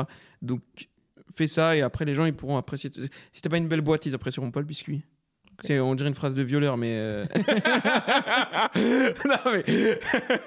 non, mais t'as capté. Non, mais c'est une bonne métaphore. Là, c'est ça que j'apprends avec Mathilde et Geoffrey, qui est la boîte de prod avec qui je coproduis le spectacle. Coproduisent, donc ils font là aussi la com de Jason, de Farid, de Bérangère, de Poulpe. Et ils font ça bien depuis des années. Hein. Ils ont fait quelques trucs avec Douli, ils ont fait quelques trucs avec Pana. Et il y avait un été, je crois, où ils avaient envoyé genre des serviettes de plage à tout le monde de la part de Panayotis avec écrit avec la couverture, je crois, du spectacle de Pana ou un truc comme ça, un visuel comme ça. Et c'est des trucs cool pour dire pensez à moi à la rentrée, tu vois. Bah, en tout cas, vous faites du bon boulot parce que moi, ça marche. J'ai vu ça, je me suis dit, il faut que je voie le spectacle. Bah, en fait les gens ils pensent qu'on le fait pour eux. C'est aussi cool, on le fait pour eux et tout. Mais en fait, pas du tout. En fait, oui, mais la principale cible à chaque fois, c'est les médias. En fait, les médias, du coup, ça les fait kiffer et du coup, ils font des articles, etc. Parce que les médias, ils vont pas faire des articles sur ton spectacle de stand-up parce que tu as un bon spectacle de stand-up. Ils vont être que un relais du marketing que tu fais de ton spectacle, en fait. Okay. Ils informent pas, en tout cas. Les médias, quand tu lis Le Parisien et tu vois, je dis Le Parisien, mais il y a plein de trucs que tu vois, tu sais qu'il y a autour un truc de com qui a fait parler de ça jusqu'à l'oreille du journaliste et le journaliste a trouvé que c'était une bonne idée d'en parler. Je réitère le fait que ça marche bien parce que tu vois, j'avais envie quand même de t'en parler. Oui. Je trouvais que c'était bien fait, donc tu vois, ça marche aussi dans le fait que moi ça m'a fait rire. Tu vois, je me suis dit c'est de la bonne promo parce que c'est la promo qui est drôle, tu vois. Oui. Et du coup moi ça marche, je me dis tu t'attaches au personnage. Surtout là, les humoristes ils se prennent de plus en plus au sérieux. Ouais. Ils font je vois des vidéos où ça commence face du mec avec des moyens de zinzin où ils se mettent en scène et ils pensent ils voulaient trop être footballeur ou rappeur et c'est bien s'il y a une idée maligne derrière ça, mais si tu veux juste te mettre en scène, fais-le, mais trouve un truc malin derrière, quoi. Ouais. Sinon juste tu t'es mis en scène, quoi. Je pense être revenu sur une bonne majorité de ce que tu as fait. Ouais. J'ai 2 questions pour finir avec les questions avant le name dropping. Ouais. C'est qu'est-ce que t'aimes le plus et qu'est-ce que t'aimes le moins dans le fait de faire de l'humour? Ce que j'aime le plus, c'est monter sur scène et faire les blagues, le moment sur scène. Et ce que j'aime le moins, c'est le moment juste avant de monter sur scène. C'est attendre son tour, quoi.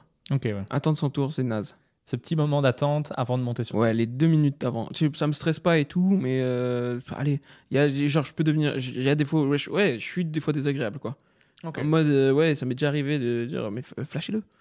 Okay. Là il sort alors que le mec il a rien fait, il est à 6, il est à 7, mais ouais, j'ai hâte. Monté, là, ouais, j'ai hâte, moi. Ok, ça marche. C'est plus de l'excitation. Oui, de l'excitation, mais qui montre ma vraie personnalité. Un requin. Je suis déjà monté sur scène et j'ai fait sortir quelqu'un. Je dis, je vais pas dire le blaze du mec, mais j'arrive, il était. Moi, je devais passer après. Il était genre à 15 au lieu de 10. Ouf, je dis, bon, je m'en vais. Ils me disent, ouais, c'est pas grave, joue pas là, on te remplace et tu joues sur le plateau d'après. Donc je m'en vais, je joue ailleurs, je reviens, et c'est encore le mec. Ok. Mais il est sorti de scène, il est revenu. Ok, d'accord. C'est un autre plateau. Ouais, j'espère, et du parce coup, que c'est vraiment un long passage. Et du coup, je dis, il a combien? Ils me disent 15. Je dis, pourquoi vous dites pas de sortir? Tu sais, les meufs, elles étaient un peu nouvelles, elles osaient pas et tout. Donc je suis monté sur scène. Je dis, il faut partir, il faut libérer les gens maintenant. Ouais, mais ça, c'est le moment de transmettre l'information. On a un temps à respecter sur scène. Tu peux le dépasser un petit peu, d'accord. À part si t'es dernier et mais que tout le genre si t'es dernier, qu'il y a personne qui t'attend à part le public, reste. Mais s'il y a des humoristes derrière, frère, en plus tu sais que nous c'est une science du timing, on fait 10 minutes là, 10 minutes là-bas, 10 minutes là-bas, 10 minutes là-bas. En vrai, quand tu mets 5 minutes dans la gueule à quelqu'un d'autre lui en a mis 3 et que l'autre, frère, la soirée elle est niquée. Ouais, mais c'est bien qu'on en parle, il faut qu'on le dise. C'est important. Par exemple, au Bordel Comedy Club, tu dépasses, c'est l'open mic, t'as 5 minutes, assis, s'il lance une musique et c'est fini, t'as plus de son. Hein. Et tu dégages, quoi. Ça, c'est dur. C'est dur, mais le temps est respecté, nickel. Je te promets. Parce que t'as pas envie d'être l'humoriste qui est en train de parler et qui fait et non, et hop, musique, hop, le MC qui prend ton micro et qui fait allez, lui, il jouera pas la semaine prochaine. Allez, je te crois. Et qu'est-ce qu'on peut te souhaiter pour la suite de ta carrière? 3 millions de dollars en cash. Une tournée des Zéniths et un spectacle à 23 millions de vues sur YouTube. Putain. Comme ça, après, on vend un deuxième spectacle. Allez, aux plateformes, on les saigne. Je vais récupérer tout l'argent des abonnements. L'argent des abonnements des plateformes, il a explosé. Et moi, je suis là pour récupérer cette oseille. Je l'ai fait avec la Matmut. Il m'a assuré la Matmut et j'ai éclaté. Enfin, quelqu'un a éclaté ma voiture. Elle était garée. Et la Matmut, ils ont dû me rembourser du coup. Et ma voiture, je l'ai achetée j'avais acheté 3000 balles. Non, 2500. Et les réparations, on avait pour 4000 balles. Donc, ils m'ont juste dit, tu sais quoi, tiens, prends ce chèque de 4000 € et on désassure la voiture. C'est ce que j'ai fait. J'ai pris le chèque de 4000 € et j'ai juste réparé la voiture moi-même avec 2 vis. Vraiment, sincèrement, genre. Okay. Et là, en plus, genre, j'ai fait des trucs privés pour la Matmut. Donc, j'ai récupéré encore plus. Je suis en bénéf avec la Matmut et je vais essayer d'être en bénéf avec Netflix. C'est ça mon objectif. Canal, la vérité, j'ai jamais payé, mais mais on va essayer d'être en bénéf avec Netflix. C'est ça qu'on me souhaite, de récupérer tout l'argent que j'ai mis dans Netflix en leur vendant mon show à un prix costaud. On est à un contrat de Kylian. Ça marche. Ça marche, je te le souhaite. Merci. Je le souhaite pas à Netflix parce que les pauvres ils vont devoir augmenter les abonnements après. Ouais, mais on aura récupéré une partie, vous inquiétez pas si ça peut vous rassurer. Ça va. On va passer à l'interview name dropping. Il nous reste il est 18h32, ça va, je peux. Vas-y, 3 minutes, vas-y. 3 minutes. Allez, 3 minutes. Du coup, je te demande de me dire un humoriste pour chaque catégorie. Vas-y. Peu importe qu'il soit québécois, français, allemand, peu importe. Vas-y. L'humoriste le plus sympa que tu as rencontré. C'est Panayotis. Parce qu'en fait, pourquoi il est plus sympa que les autres Panayotis? Parce qu'au fond de lui, il y a une voix des fois qui en fait il y a des trucs des fois qui lui déplaisent dans la vie parce que c'est Panayotis, tu vois, mais ça va être des trucs de con et il arrive à faire taire cette voix. Je veux dire, il est gentil en se forçant et ça c'est beau. L'humoriste qui t'inspire ou qui t'a inspiré le plus? Dave Chappelle dans l'interview avec Letterman quand il lui demande comment le destin il joue sur sa vie. Okay. Et qu'est-ce que ça change pour lui d'être musulman? En gros, il parle, qui dit qu'il croit au destin, il dit ça change quoi de croire au destin? Il dit je sais que je suis parti d'un point A et que c'était écrit, je sais que je vais au point B et que c'est écrit, et qu'en fait tout ce qui est écrit c'est les choix, et après les choix c'est à moi de les faire. Ça veut dire que je serai au point B, c'est sûr. Le point B il est déjà écrit, la question c'est comment je vais arriver au point B, est-ce que je pourrais me regarder dans une glace? C'est fort, hein? Frère, c'est un converti, il a grave bien compris l'islam. Respect à lui.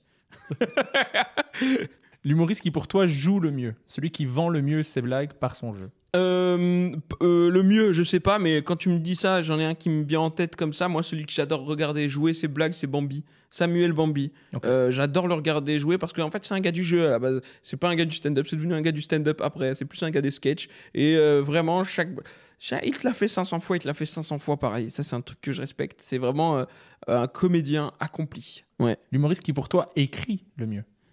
Merwan Benlazar. Écrit le mieux. Putain, j'en ai pas en tête comme ça, mais écrit le mieux, ou en tout cas m'a aidé à écrire mieux. Moi, Paul, il m'a beaucoup aidé à écrire mieux. Il capte où ils sont Paul de Chavannes, il capte où ils sont les soucis dans un sketch. Tu sais quelle roue faut changer pour que la voiture aille plus vite. Tu vois ce que je veux dire? Ouais. Tu vois les petits ingénieurs de Formule 1 qui te disent ouais là on perd trop d'aérodynamisme, il faut baisser un peu l'aileron. Ouais, Il fait ça avec les sketchs, Paul de Chavannes, il fait ça bien. Okay. Et un humoriste qui t'a surpris dernièrement? Oh, celui qui... surpris, non, mais celui qui est en train de surprendre tout le monde, c'est Adel Fugazi. Mais les vrais savent.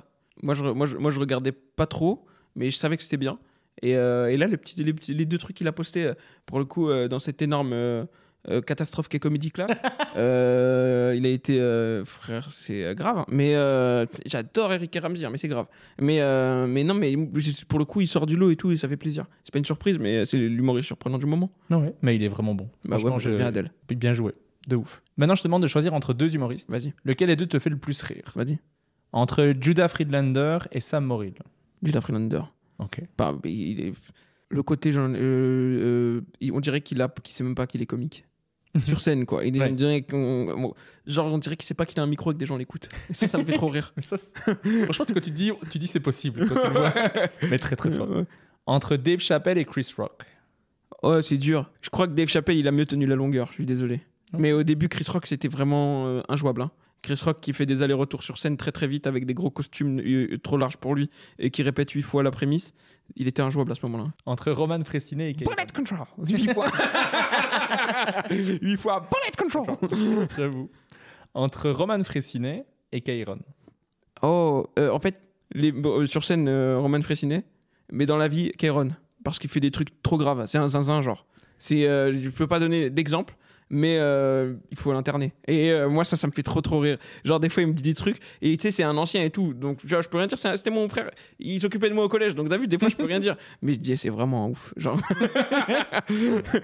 Ouais, l'autre fois, genre, il me parlait de ses projets, et en même temps, il était au marché de Saint-Quentin, qui est le meilleur marché de France, en train de se faire arnaquer par le vendeur. Et il disait au vendeur, genre mot pour mot, je sais que t'es en train de m'arnaquer. Hein. Et moi, j'étais en frère, il est zinzin, Kairon. Kairon, il me régale, il est fou. Ok, ça va. Entre Tania Dutel et Jérémy Nadeau. Oh putain, c'est quoi?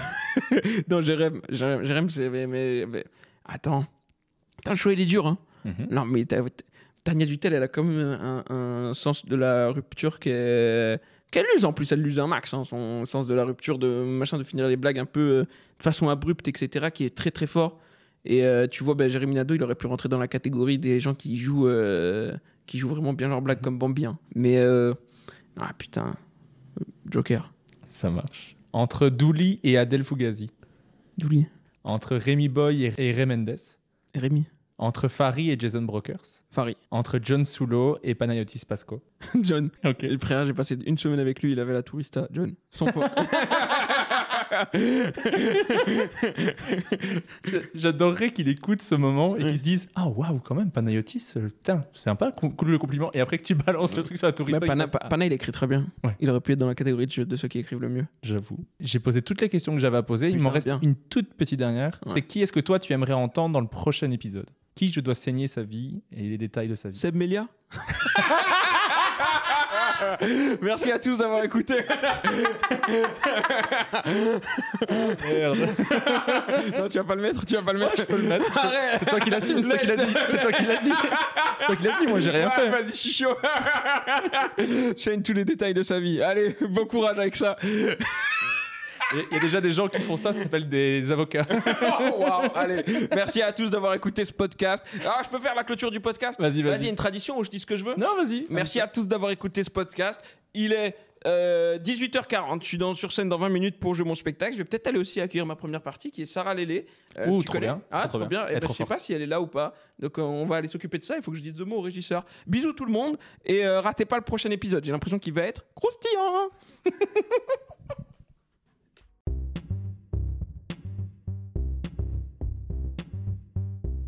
Merci d'avoir écouté Humeur Humoristique. N'hésitez pas à donner votre avis, à vous abonner et à le partager autour de vous. Si vous avez détesté, écoutez le suivant. Il sera mieux. Bisous.